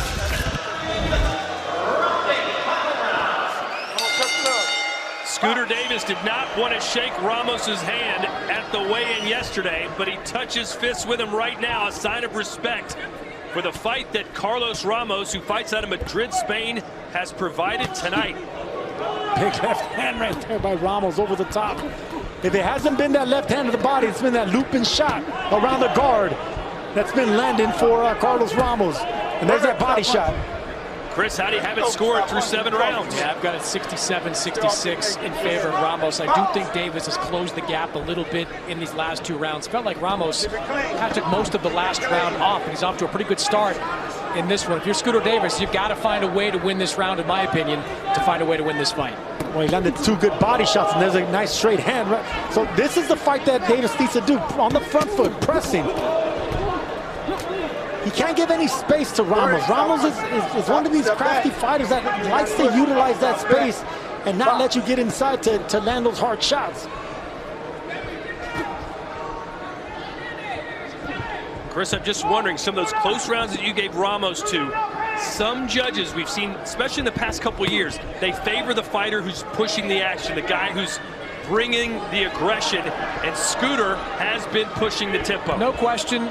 That could certainly be a variable, but I do think the clean punching of Ramos in those middle rounds made them pretty clear. Not too difficult, I would think, to score. He's just had a lot of success early on. I think the close rounds that have edged to Scooter were probably more up in the air than the close rounds that I edged to Ramos. All right. If you're new to boxing, then you will soon learn the scoring is always controversial. Good body shots there. That was a low blow by Ramos. Yeah, Davis landed 2 good body shots, and this was supposed to be his MO. Jabs and body shots on the inside. Close the range and the distance with those jabs, double and triple if you're Scooter Davis. And once you get inside, you got to let both hands go to the rib section. Ramos is one of these guys that you're not going to hit with 2 clean punches. You'll be lucky to land 1 clean one, because he's always coming back. He's rolling with shots. He slightly steps right back to take the power off your shot, and he comes right back with his.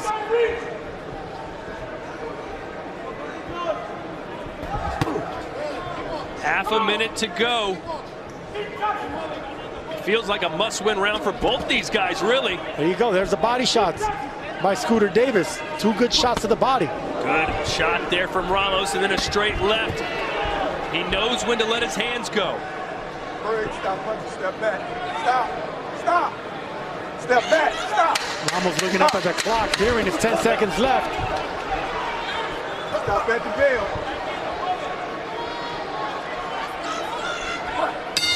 That will do it. Did Carlos Ramos pull off the upset, or did 20-1 favorite Scooter Davis do enough to get the nod?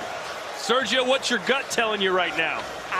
Look, either it's a draw, or I think Ramos might have squeezed this one out, but I don't see Scooter Davis pulling this one off. He gave too many early rounds, in my opinion. Chris, I will say this, though. Ramos just seemed, especially the last couple rounds, didn't have that sense of urgency. I'm not saying he didn't do well. He just didn't try and close the show. No, he didn't. And didn't really have a lot of answers for a slick boxer like Ramos. No real plan B. I mean, Ramos, you kind of knew coming in, as the smaller guy, was going to try to be elusive, try to stick and move. I thought Ramos, for his skill set, fought a near flawless fight. I just think Scooter Davis just looked flummoxed for large stretches. I'm with Sergio. It's either a draw or Ramos squeezing this one out. I have a feeling that they're going to give it to Davis. 5 rounds to 3.